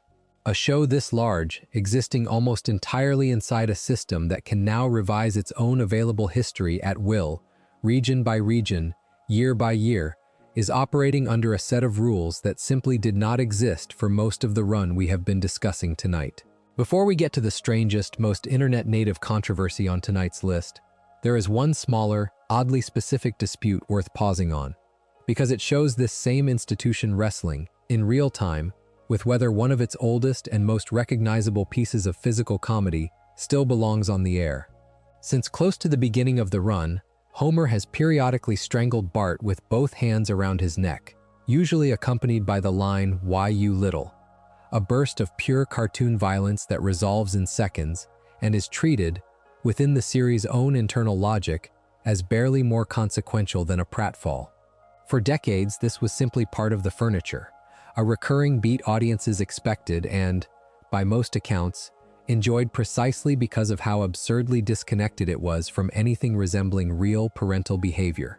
As the series moved into its 30s, though, the gag grew noticeably rarer, a shift that tracks against a broader, slower change in how comedy generally treats depictions of violence toward children, even obviously cartoonish, consequence-free violence like this. Reporting on the production notes, this gag's last confirmed appearance around season 31, which aired across 2019 and 2020, before it largely disappeared from new episodes for a stretch of several years. Then, in an episode called McMansion and Wife, which aired in October of 2023 as part of season 35, Homer says directly, in dialogue, that he will not be choking Bart anymore, because times have changed. It read, on its face, like the production formally retiring one of its own longest-running visual signatures, and the entertainment press covered it exactly that way, as a franchise formally closing the book on a piece of its own history that no longer fit the current cultural moment. Executive producer James L. Brooks was not on board with that framing, and he said so publicly and fairly directly not long after. Homer would continue to be depicted that way, Brooks said, using a phrase that made clear he found the whole discourse around the line a little overblown, referring to the choking itself as an awful term some people were using to describe a bit of cartoon slapstick that, in his view, had never really been about anything darker than a sight gag. Some of the media coverage treating this as a permanent retirement, producers reportedly told Variety around the same time, amounted to little more than clickbait, an aggressive overreading of one character's one line of dialogue in one specific episode. Sure enough, the gag returned in season 36, and by most accounts of the episode where it resurfaced, it came back with more intensity than the version audiences had grown used to before its brief disappearance.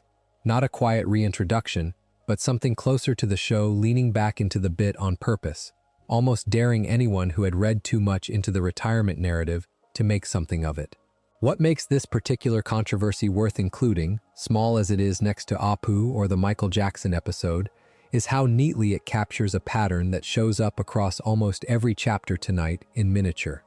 A long-running piece of the production's identity drifts, slowly, in response to a broader cultural shift nobody at the production explicitly announced or debated on camera. Then a single line of dialogue gets treated by outside coverage as a formal, permanent decision, a closing of the book. Then the people actually running the series push back on that reading, sometimes with visible irritation at how the story got told. And then, more often than you would expect given how these narratives usually get discussed, the show simply goes back to doing the thing it was supposedly done with, because the truth was never really a retirement in the first place, just a normal, unannounced fluctuation that got mistaken, briefly, for a headline. There is one more category of controversy left to cover tonight, and it is different from everything that came before it, because this one is not really about anything the series did. It is about what the internet has decided the production did, which turns out to be a much bigger and much less accurate category altogether. You have almost certainly seen some version of a Simpsons predicted it claim, an image or a short clip circulating with a caption insisting that this show, years or even decades before some real event, somehow called it in advance, whether that event is a presidential election, a pandemic, a piece of new technology, or some specific viral news moment. The genre is enormous, self-sustaining, and almost entirely built on a mixture of genuine coincidence, selective memory, and, more often than people assume, images and scenes that never actually aired at all. Before we get into the handful of examples that hold up to scrutiny, I want to be direct about the general shape of this phenomenon, because it matters for how you read literally anything you see under this label going forward, on any show, not just this one. A series that has produced more than 700 episodes across 36 years, covering an enormous range of political, cultural, and technological territory because that range was always part of its satirical method, is going to generate an enormous number of surface-level coincidences purely through volume alone. That is not prophecy. That is what happens when you make that much television about that much of the world for that long. Start with the two examples that are actually real, meaning they truly aired, and where the resemblance to a later event is documented rather than invented.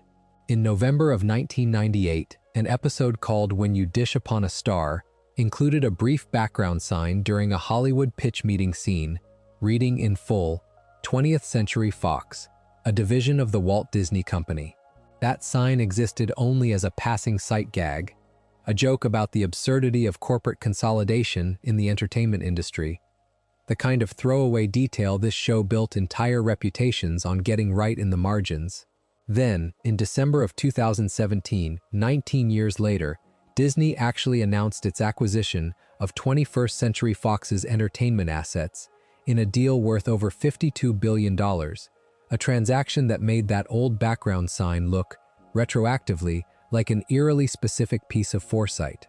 Al Jean's own reaction when the coincidence resurfaced captures the right level of skepticism better than almost anything I could add to it, predicting that people would make far too much of a mere coincidence. That is the show's own longtime showrunner, on the record, actively talking his own audience down from reading too much into a joke his writers made about a media landscape that, frankly, a lot of industry watchers in the late 90s could already see consolidating in some form eventually. The second real example is the one you have probably heard cited more than any other.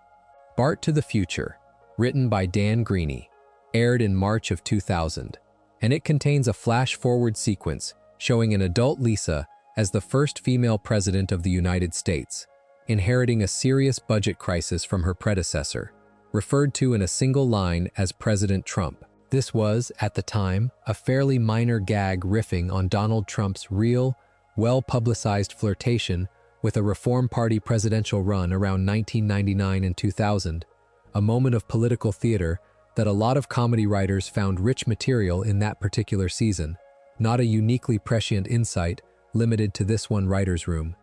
When Trump actually won the presidency in 2016, 16 years after the joke aired, the clip exploded back into public consciousness as the single most cited piece of Simpsons predicted it evidence anywhere online.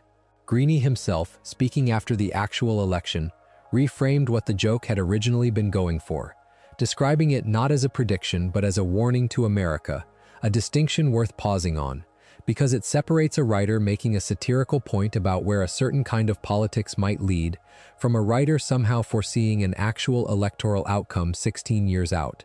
Both of these examples share a specific shape worth naming clearly: a real, confirmed scene from an episode that actually aired, paired with a later real-world event that rhymes with it in a striking way, without either writer ever claiming actual foreknowledge, and in both cases, the writers involved have gone out of their way afterward to talk down the mystical version of the story rather than lean into it. Now for the much larger category, the fabricated one, and this is where it becomes important to be almost aggressively skeptical, because the volume of completely invented predictions circulating online dwarfs the small handful of real coincidences by an enormous margin. Snopes, the fact-checking outlet, actually maintains an entire ongoing collection specifically dedicated to debunking false predicted it claims about this show, which should tell you something about how large and persistent this specific genre of misinformation has become.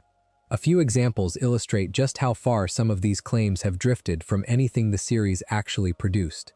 One viral claim held that an episode from 1995 predicted word for word a proposal by Donald Trump decades later to purchase Greenland, and this claim was convincing enough on its surface that it was actually repeated by a sitting United States senator on social media. No such scene exists anywhere in the series' actual 36-year run. Another widely shared claim centers on a supposedly prophetic scene from 2002 showing a character touching a glowing orb, meant to evoke a real, widely photographed moment from a 2017 diplomatic summit in Saudi Arabia, where Trump and other world leaders were photographed with their hands on an illuminated globe. The image behind that particular claim is a fabrication, a photoshopped composite that never appeared in any actual episode, constructed after the fact specifically to look like it predicted a real photograph that had already happened. And more recently, when a viral moment involving the band Coldplay at a concert became a major online news story in 2025, the exact same genre of claim resurfaced almost immediately, insisting the show had somehow predicted that too, with once again, no actual episode or scene behind the assertion. The pattern across all three of those fabricated examples is worth naming plainly, because it is consistent enough to function almost as a formula. Something happens in the real world that captures widespread attention. Within days, sometimes hours, an image surfaces online claiming this show got there first, usually presented without a specific, verifiable episode number or air date attached, often relying on a doctored screenshot rather than any actual clip you could go watch yourself. The claim spreads faster than anyone bothers to check it, because checking takes real effort and believing it is immediately, viscerally satisfying in a way that fact-checking almost never is. And by the time anyone circles back to verify whether the scene actually exists, the claim has usually already achieved whatever cultural life it was going to achieve, repeated in enough places that debunking it barely puts a dent in how many people still believe it. Matt Selman, one of the current showrunners, has offered what strikes me as the clearest explanation for why this entire genre exists in the first place, and it has nothing to do with any special insight the writers possess. Given how many decades this production has run, and how broad its satirical reach has always been, some amount of statistical overlap with real future events is simply inevitable, a matter of sheer volume rather than prescience.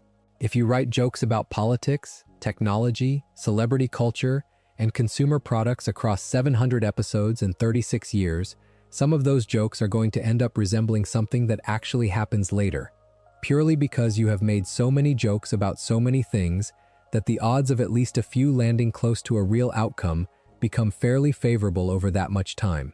That is a far less exciting explanation than a crystal ball, but it also happens to be the accurate one. And Selman is not alone among the people who have actually worked on the series in pushing back against the mystical version of the story. Al Jean did it with the Disney and Fox coincidence. Bill Oakley did it with the $9 brochure gag from our earlier chapter. Greenie did it with the Trump joke. Every single writer who has actually been asked about one of these supposed predictions, on the record, across decades, has said some version of the same thing, that it was a coincidence, not a prophecy, and that people should probably stop reading tea leaves into satire that was only ever trying to be funny about the present, not accurate about the future. What makes this chapter different from everything else tonight is that it is the one controversy that was never really generated by the production at all. Every other item on this list traces back to a real decision someone at the production actually made, a joke they wrote, a casting choice they stood behind or walked back, a pay negotiation they entered into. This one is almost entirely a downstream effect of the production's own size and longevity, colliding with how information moves online now, decades after most of the jokes people cite were actually written. Nobody at the production is responsible for the Greenland hoax or the fake glowing orb screenshot. Those exist because a show ran long enough and became culturally embedded enough that inventing a fake prediction and attaching it to that show's name became, on its own, a reliably effective way to make something go viral, independent of whether the underlying claim held up to even basic scrutiny. Lay everything we have covered tonight end to end, in order, and a pattern starts to emerge that no single chapter really captures on its own. It is not just a list of unrelated incidents that happen to involve the same cartoon family. There is a shape to it, a direction, and I think the direction itself tells you something true about how American culture's relationship with television, and with this show specifically, has actually changed over 36 years. For roughly the first decade of the show's existence, almost every controversy we discussed came from outside the building. A sitting president stood in front of a room of religious broadcasters and held the family up as an example of everything the country should move away from. His wife called the series, on the record in a national magazine, the dumbest thing she had ever seen. School principals in Ohio and Michigan and Illinois confiscated t-shirts off children's backs because a cartoon boy's catchphrase read, "to them," as a genuine threat to classroom discipline. None of these critics, as far as the historical record shows, were reacting to some specific joke that had gone too far in its particulars. They were reacting to a general posture, a boy who talked back, a family that did not resolve its problems the way television families were supposed to, a show that treated authority with something other than automatic respect. That is a very specific kind of controversy, generated almost entirely by people encountering the show from outside its actual audience, often people who, by their own accounts, had barely watched it, responding to what it represented in the abstract rather than to any particular half hour of it. Something shifts around the back half of the 1990s, and I do not think this shift gets talked about often enough as a shift, because the individual stories tend to get told in isolation rather than compared against each other directly. By 1997, the loudest controversy the series generated was not coming from a senator or a school board anymore. It was coming from its own audience, from people who had been watching for 8 straight years and had strong, specific, deeply informed opinions about what a character like Principal Skinner was allowed to secretly be. The Skinner retcon backlash was not an outside force trying to shut the production down or shame it into changing. It was a fandom asserting ownership over a piece of continuity it felt entitled to protect, arguing with the writer's room as something closer to a peer than an outside authority. That is a fundamentally different kind of pressure than a presidential speech, and it is the kind of pressure that, once it starts, this show has had to answer to consistently for essentially the rest of its run. By the time you get into the 2000s and beyond, this pattern hardens into something close to a permanent condition. Nobody in Washington was demanding the show reconsider Waylon Smithers by the 2010s. Nobody in the Bush administration ever weighed in on Homer's phobia.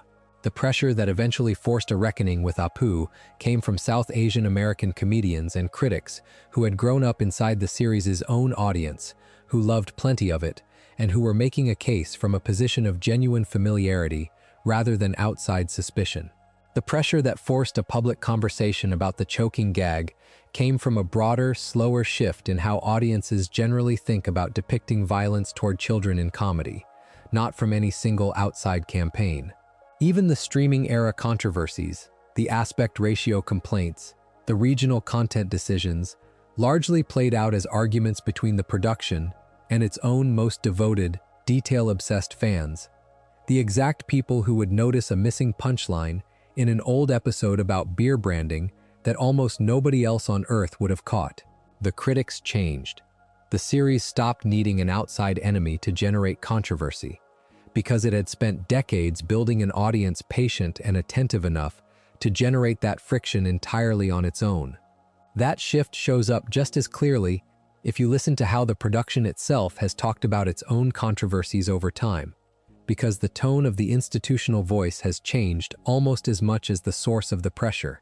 Go back to January of 1992, and the response to a sitting president's criticism was fast, confident, and funny. A cold open written and produced within days, landing a clean joke and moving on without a hint of defensiveness. That is the voice of a production that knows exactly who it is and does not feel especially threatened, because the criticism is coming from people who, in the writer's own eyes, clearly are not the production's real audience anyway. Now listen to how differently the production talked about Apu decades later. Groening's first instinct in 2018 was dismissive, and it landed badly. The show's own attempt to respond inside an actual episode became, by nearly every account, one of the worst missteps in its history. A case of the production talking down to the exact community raising the concern.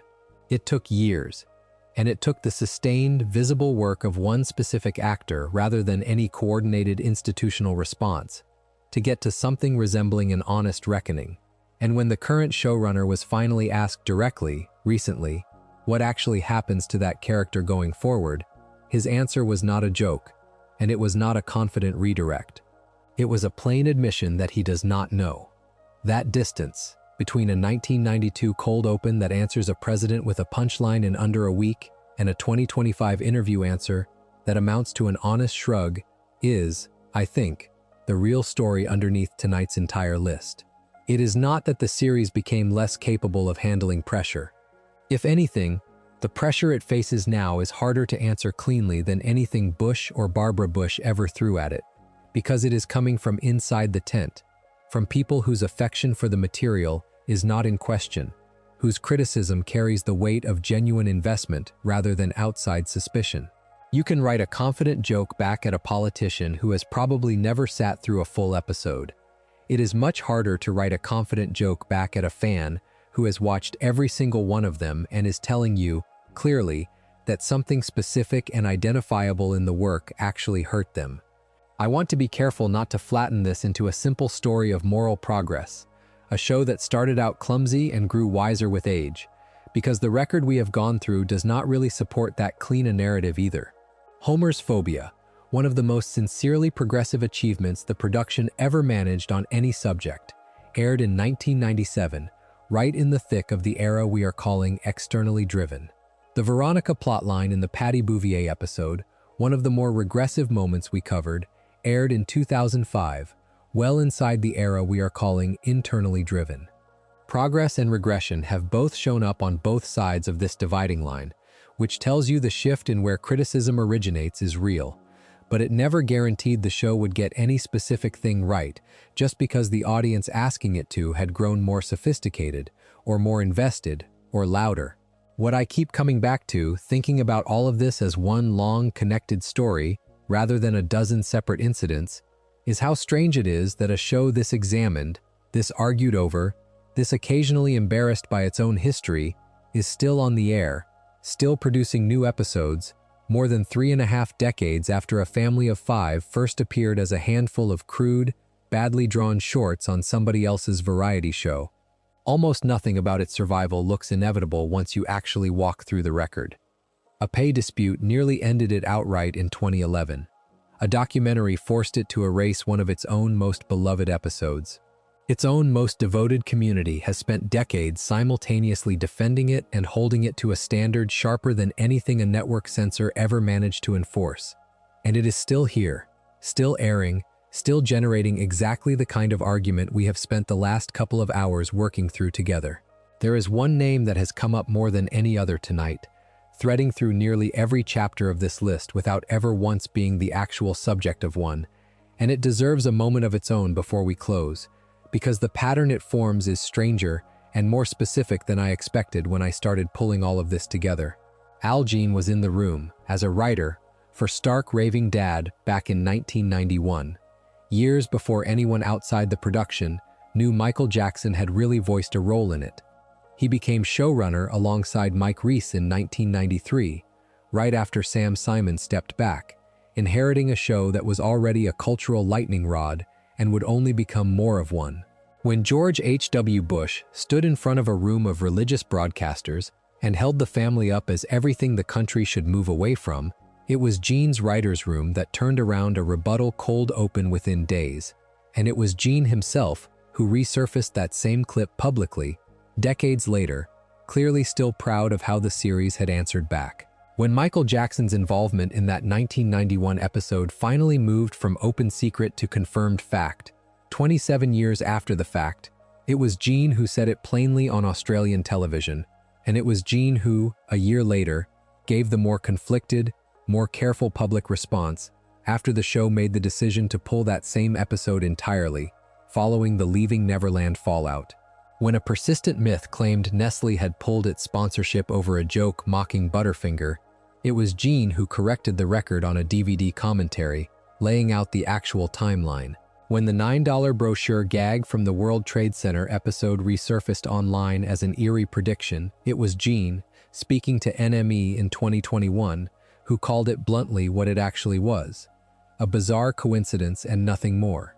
When a background gag about Disney acquiring Fox got treated online as prophecy after the real acquisition happened nearly 2 decades later, it was Jean again, warning his own audience not to make too much of a mere coincidence.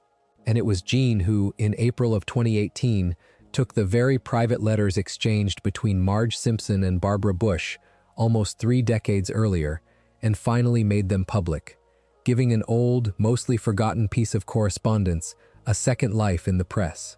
No other single person shows up across this many separate chapters of tonight's story. Sam Simon built the original room and then, by his own account, burned out and walked away with a fortune and a legacy, but no ongoing creative hand in what came next. Bill Oakley and Josh Weinstein ran the series through some of its most acclaimed and most complicated years, the World Trade Center episode among them, and then moved on to other projects, occasionally resurfacing to clarify or correct the record on something they made decades earlier. Mike Scully was in charge when Maud Flanders was killed off, and gave the one-on-record explanation for that decision that history has never been able to fully square with the popular theory about why it really happened. Matt Selman runs the production today, and when asked point-blank about the one controversy this list never actually resolved, gave an answer notable mostly for its honesty about not having one. Every one of these people shaped a specific, bounded stretch of the series' history, and then, in one way or another, stepped back from it. Jean is the exception, present near the start, present at nearly every major flashpoint since, and still, by the latest reporting, involved with the production today. I do not think this makes Jean uniquely responsible for anything on tonight's list, and it is worth being cautious not to overstate what a showrunner credit actually means across 30-plus years of a writer's room this large, with hundreds of contributors cycling through it over the decades. But there is something worth noticing in the sheer consistency of his presence at the exact moments this show has had to explain itself to the outside world. A production this old, this examined, this frequently required to account for its own history in public, turns out to have had roughly the same person doing a meaningful share of that accounting, again and again, for over 30 years, which is its own quiet kind of institutional memory that most shows this size never get the chance to develop, because most shows this size do not survive long enough for one person's tenure to stretch across that many separate reckonings. It is worth asking, before we close things out, why any of this actually became news in the first place, because that is not as obvious a question as it might sound. Plenty of long-running television shows have made an awkward joke, lost a beloved cast member, or gotten into a pay dispute with their stars, and most of the time, none of it becomes the subject of ongoing cultural conversation for decades afterward. Something about the specific scale this particular show operates at seems to turn every one of its stumbles into something closer to a national event, and that scale is worth actually thinking about for a moment as its own kind of explanation, separate from the particulars of any individual controversy we have covered tonight. Start with the numbers from the very beginning of the production's life, because they set the pattern for everything that followed. 15 million Bart Simpson t-shirts sold in a single year, 1990, before the show had even finished its first full season on the air. That is not the kind of merchandising number a niche animated program generates. That is the kind of number that turns a cartoon character into a genuine piece of mass-market Americana within months of his debut. Recognizable in households that had never actually sat down and watched a full episode, which is precisely how you end up with school principals in Ohio treating a t-shirt slogan as a serious disciplinary matter and a sitting president referencing the series by name in a speech about the values he wanted the country to return to. You do not get criticized by a president for being an obscure cult favorite. You get criticized by a president because you have become large enough, fast enough, that ignoring you costs more, politically, than acknowledging you.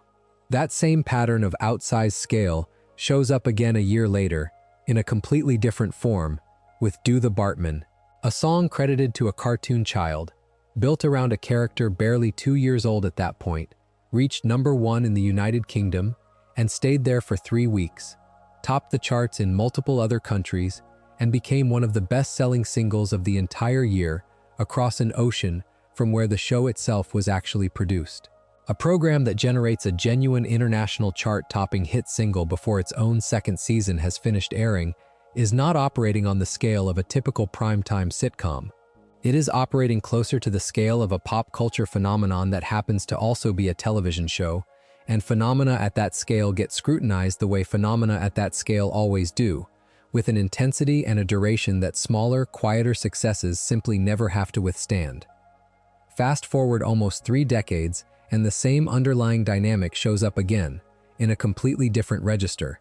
When Disney announced its acquisition of 21st Century Fox's entertainment assets in December of 2017, the deal was valued at over $52 billion, one of the largest media acquisitions in the industry's history.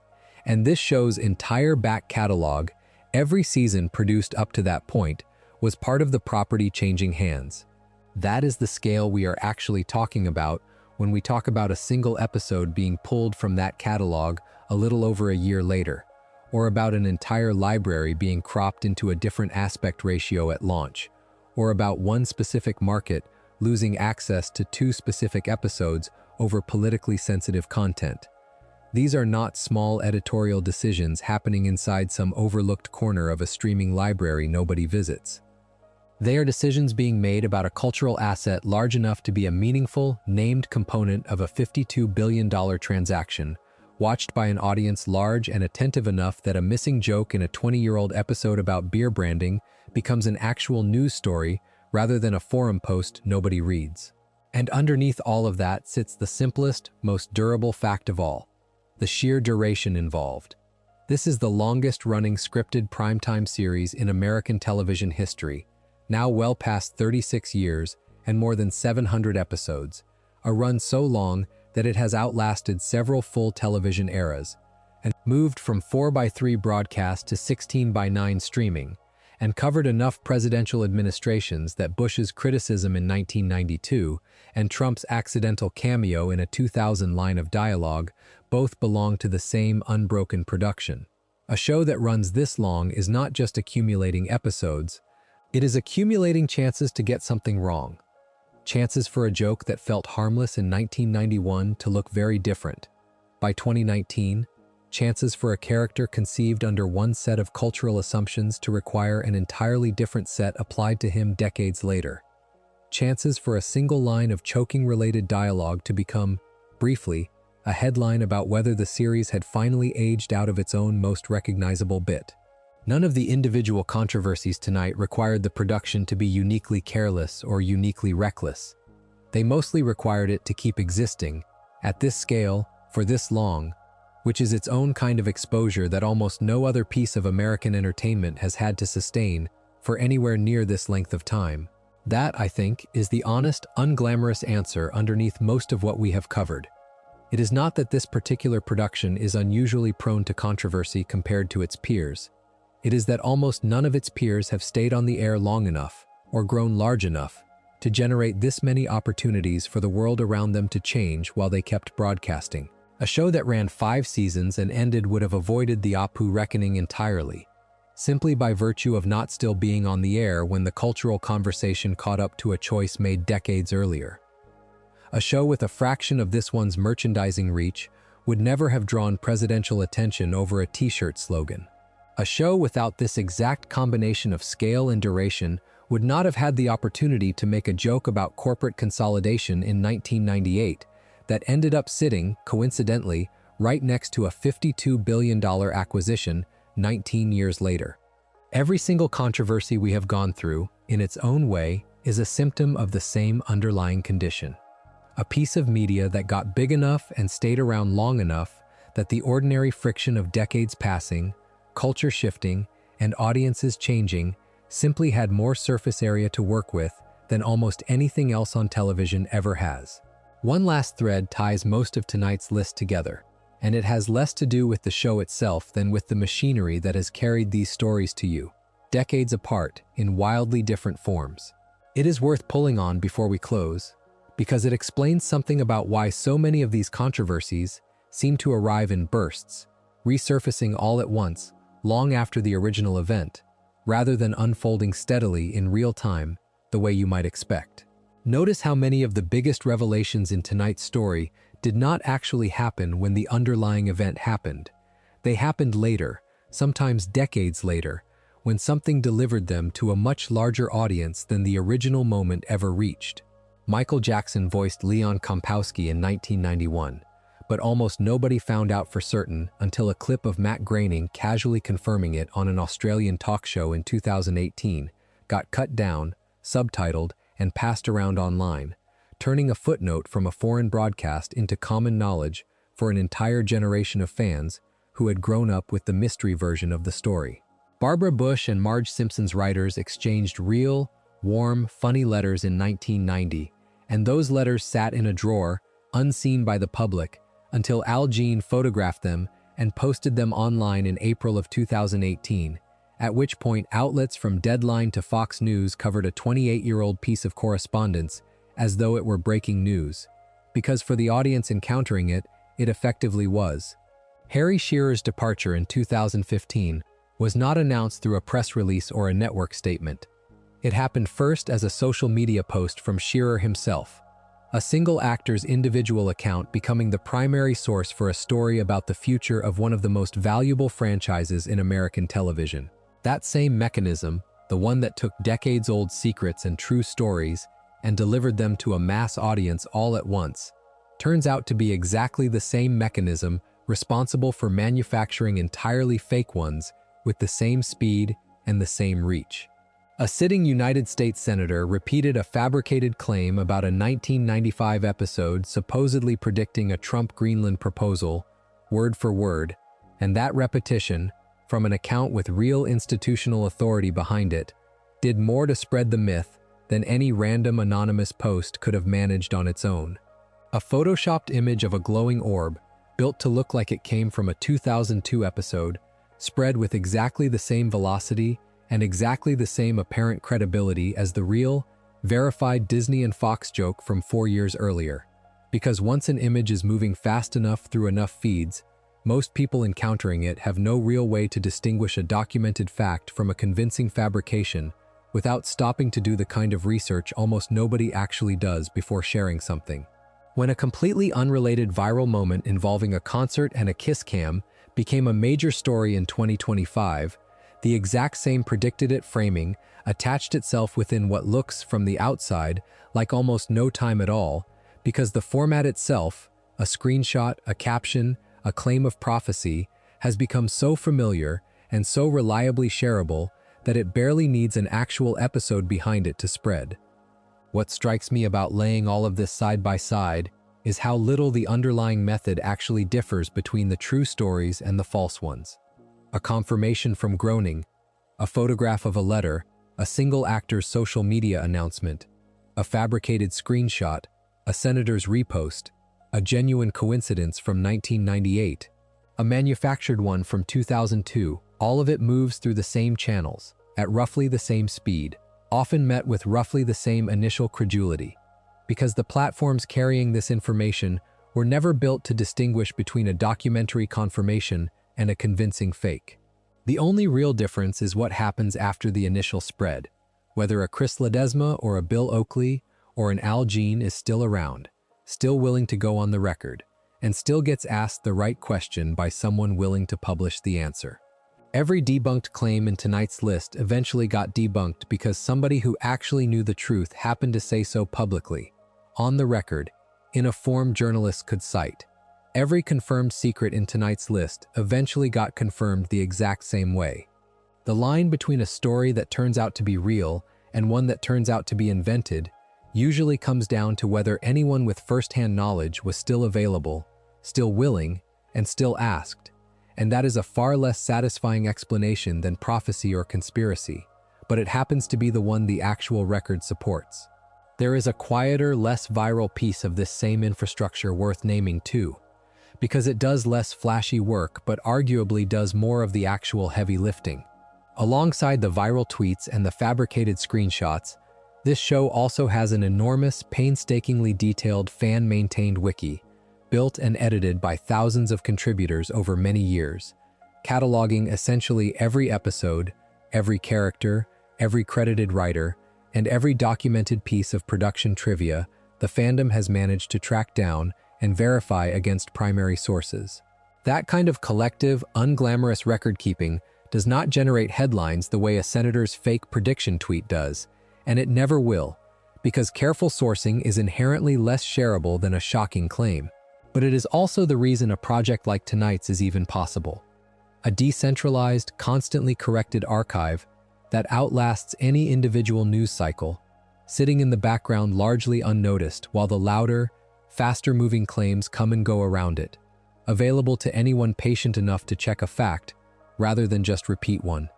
That contrast between the loud, fast, unreliable layer of this show's modern reputation and the slow, careful, mostly unglamorous layer underneath it doing the actual work of getting things right says something true about how information about anything long-running and widely loved actually survives now.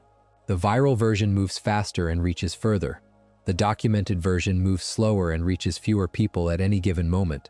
But it is the version that is still standing, still accurate, still available to check, long after whatever tweet started the latest false rumor has been buried under 1,000 newer ones. Before we close things out for the night, I want to spend a few minutes on a different kind of list entirely.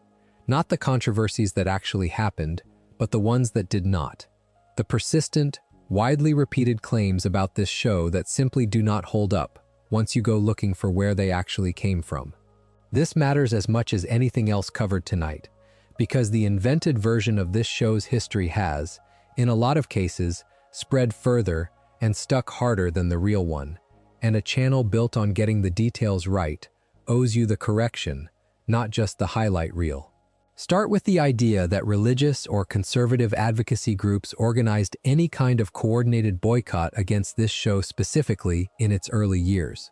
We touched on this earlier, but it deserves restating plainly here, gathered together with everything else in this same category. The American Family Association, under Donald Wildman, was a demonstrably active advertiser pressure group throughout this exact period, and it is documented going after other programs directly, pushing sponsors of Saturday Night Live to pull back in the late 80s, targeting a Madonna ad campaign involving PepsiCo around the same time, and later pressuring advertisers connected to Nightpede Blue in the 90s. Despite all of that documented activity, Nothing connects that same organization, or any comparable one, to an organized campaign against this show's own sponsors. The series absolutely drew individual criticism from individual voices: a president, a first lady, various school administrators, and newspaper editorialists. But the specific, organized advertiser-targeting boycott that a lot of people assume must have happened, given how controversial the series felt at the time, simply is not there in the record. Related to that same era, there is a persistent assumption that Congress held hearings specifically naming this show, or its violent cartoon within a cartoon, Itchy and Scratchy, as part of the broader 1990s push toward the V-chip and the television rating system that eventually followed. Real congressional hearings on television violence absolutely happened during this period, and they absolutely helped produce the rating system still used today. But no documentation places this specific show, by name, inside that testimony. The one prominent watchdog group of that era focused on cartoon violence, the National Coalition on Television Violence, was real and was active, but no specific statement from that group targeting this show turned up in the historical record either.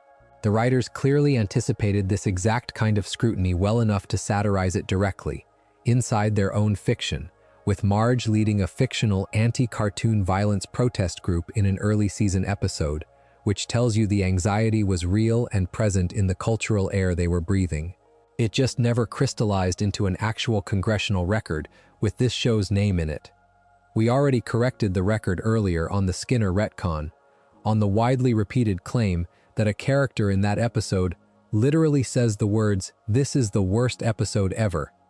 That line never appears in the actual script. What does appear is a judge's decree that nobody will ever speak of the episode's events again. A joke about the show erasing its own continuity that fans and critics later folded into the invented quote, repeating it so often across forums and video essays that it eventually hardened into something people misremember as dialogue they actually heard, rather than a paraphrase somebody made up once and everyone else copied afterward. Here is one that surprised me when I went looking into it properly, because the assumption seems so intuitive that it is easy to accept without checking. Given how frequently critics accused Bart specifically of being a bad influence on children throughout the early 1990s, you might expect there to be at least one documented real-world incident of a child actually copying some specific harmful behavior from the series. There is not one. No verifiable case of a real-world copycat incident tied specifically to this show turned up anywhere in the record, despite how central that exact fear was to so much of the moral panic we covered earlier tonight. The one well-documented copycat crime story from this general media panic era involves a completely different show on a completely different network. In October of 1993, a 5-year-old boy in Ohio set fire to his family's mobile home, killing his 2-year-old sister, and his mother publicly blamed an episode of Beavis and Butthead on MTV for inspiring the fire, though neighbors at the time reportedly said the family did not even have access to cable television, casting real doubt on the claim itself. That is a deeply tragic story, and it belongs entirely to a different show. It gets folded into general 90s cartoon panic discourse often enough that people sometimes misremember it as connected to this family, when it never was. There is also a persistent belief that Matt Groening, at some point, got into a real legal fight with Fox, or with Disney, over ownership or creative rights to the characters he created. What actually shows up in the documented record is different, and in some ways more interesting than a simple ownership dispute would be. Groening's real, confirmed conflicts with the studio are about creative control and promotional integrity rather than legal ownership. The fight over the critic crossover we covered earlier being the clearest example, along with later, well-documented friction over how Fox handled the time slot and scheduling of Futurama before that show's cancellation in the early 2000s. When Groening eventually moved a new project, Disenchantment, to Netflix in 2018, he described the move in terms of finding a creative partner that gave supportive notes, rather than the contradictory ones he felt he had gotten from Fox on Futurama, a business and creative decision, not the resolution of some ongoing lawsuit over who legally owned Bart Simpson. No formal rights dispute between Groening and the studio has ever surfaced in the record. However often people assume one must exist somewhere given how much friction shows up elsewhere in this story. And finally, one more small correction tied to a chapter from earlier tonight.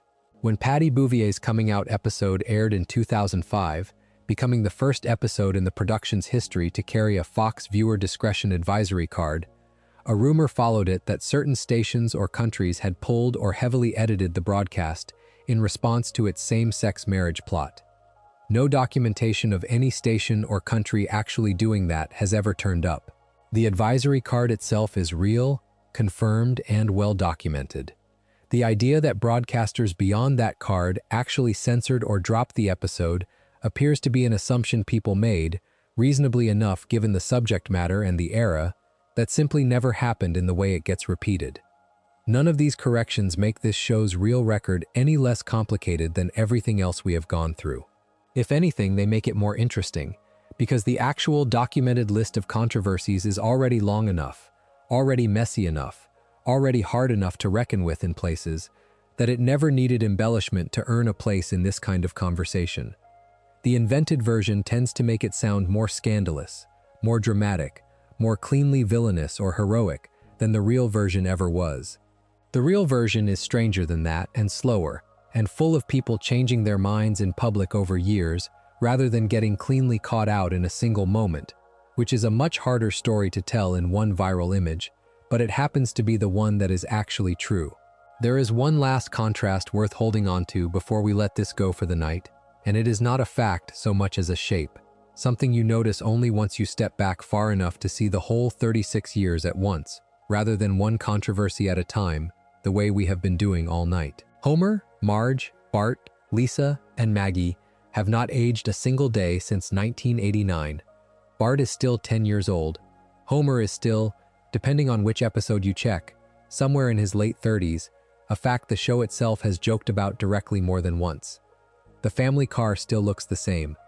The house on Evergreen Terrace still looks the same.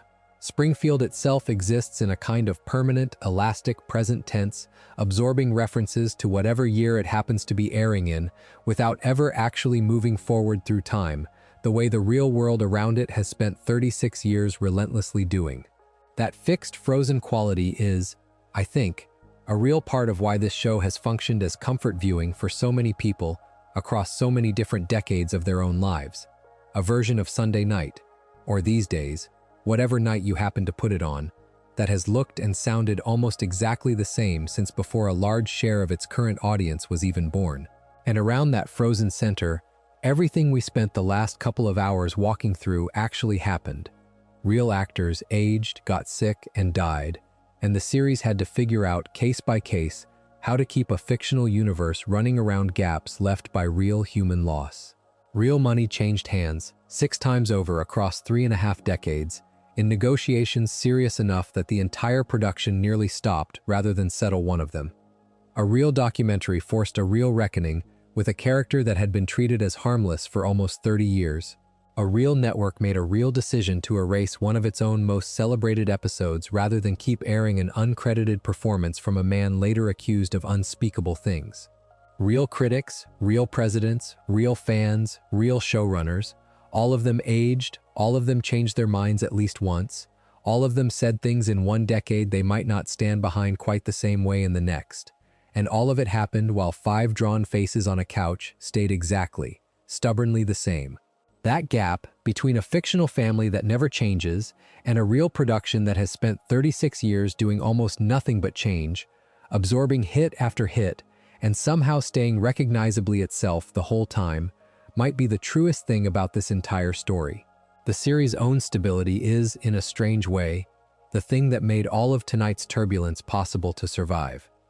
Because the family at the center of it never moves, viewers always have something steady to come back to, no matter how messy the reality behind the cartoon gets. Springfield stays still so that everything real around it is free to keep shifting.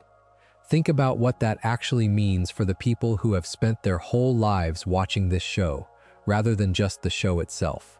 Someone who was 10 years old, Bart's exact age, when Stark Raving Dad first aired in 1991, is now well into their 40s, has likely raised children of their own, has watched parents or grandparents pass away, has lived through pay disputes and layoffs and public reckonings in their own workplaces that probably felt, at the time, every bit as consequential as anything we covered about a cartoon voice cast tonight. And Bart is still 10, still getting sent to the principal's office, still living in a house that looks exactly the way it looked when that same viewer was watching as a child, maybe on the same couch, maybe now with their own kid sitting next to them instead of a parent.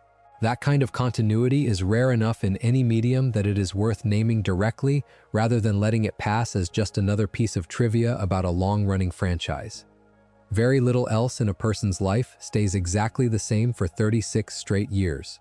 This did, on purpose, by design, precisely so it could keep being there for however many different versions of you happen to need it, across however many different decades.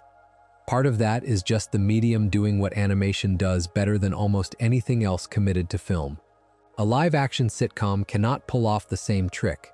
Its actors visibly age on screen year after year, whether the series wants them to or not, the way Harry Shearer and Dan Castellaneta and Julie Kavner and the rest of this cast have visibly aged across the same 36 years, even while the characters they voice never do.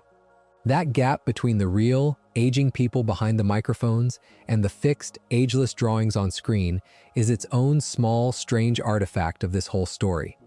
Easy to overlook because it is baked into how animation works, but worth noticing once, directly, before we close. Every voice in this cast has lived an entire adult lifetime, gotten older, weathered real professional disputes and real personal losses, while the mouths they gave voice to never once had to. So that is the whole record, or at least as much of it as anyone can responsibly lay out in one sitting, spanning from a pink shirt in a 1991 recording booth all the way to a silent, plastic-buried cameo that aired only a few months ago, a voice nobody could confirm for 27 years, a t-shirt banned in several states for the crime of being sarcastic, a president who could not resist a jab, and a first lady who wrote back with more warmth than anyone expected. 6 actors who kept a production alive by finding a number they could live with, over and over, for 3.5 decades, right up to the edge of not finding one at all. A composer let go after 27 years of work, most viewers never consciously noticed, but would have missed instantly if it disappeared. A community of characters holding space for real grief, sometimes with real tact, and sometimes without much clarity at all. A character named Apu who is still, as of tonight, waiting for an answer nobody currently in charge seems able to give him. A single episode, quarantined permanently from an entire catalog, standing as the one deliberate gap in an otherwise complete 36 years of television. And underneath almost all of it, one recurring shape. A show that keeps discovering, again and again, that surviving this long means being examined this closely by an audience that has never really stopped paying attention. I keep coming back to how odd it is that a show built almost entirely on jokes, on throwaway sight gags and background signs, and a boy saying "eat my shorts" to anyone who would listen, ended up generating a historical record this dense, this argued over, this worth spending a couple of hours walking through carefully rather than just laughing at and moving on. But maybe that is exactly what happens to satire when you give it enough time. The jokes stop being just jokes. They become a record of what a specific room of writers noticed about the world around them, decade after decade, and records like that, kept long enough, eventually have to answer for themselves the same way anything real does. A cartoon family that never ages has still, somehow, ended up as one of the fullest running commentaries on how American culture actually changed across 36 years. Not because it set out to be that, but because it simply kept showing up, week after week, season after season, long after almost everything else around it had come and gone. There is something comforting in that, even with everything we have gone through tonight, maybe especially with everything we have gone through tonight. A piece of culture that has been wrong sometimes, embarrassed sometimes, slow to fix things it should have fixed faster, and still, somehow, has kept enough people's trust to stay on the air for this long, making new episodes right now, tonight, while you listen to this. It is not a perfect record. Nothing that has lasted this long could be. But it is an honest one, as close as I could get it, warts included, corrections included, the uncertainties left standing as uncertainties, the myths cleared away where they needed to be, and the genuinely unresolved parts left honestly unresolved, rather than smoothed over into something tidier than the truth actually allows. If you made it this far, thank you for staying with me through all of it, the light parts and the heavier parts both, the parts that made you laugh a little in the dark, and the parts that probably should not have been played for laughs at all. I hope somewhere in the last couple of hours you drifted off, and if you have not quite yet, I hope you are close now. Wherever you are, whatever the room around you looks like tonight, whatever the day behind you actually held. The Simpsons will still be there tomorrow, the same as it was today, the same as it was decades ago for whoever first turned it on as a child, a family that never ages holding open a small, strange, remarkably durable place in all of our lives. Sleep well tonight. If you enjoyed the video, make sure to subscribe, and I'll see you in the next one.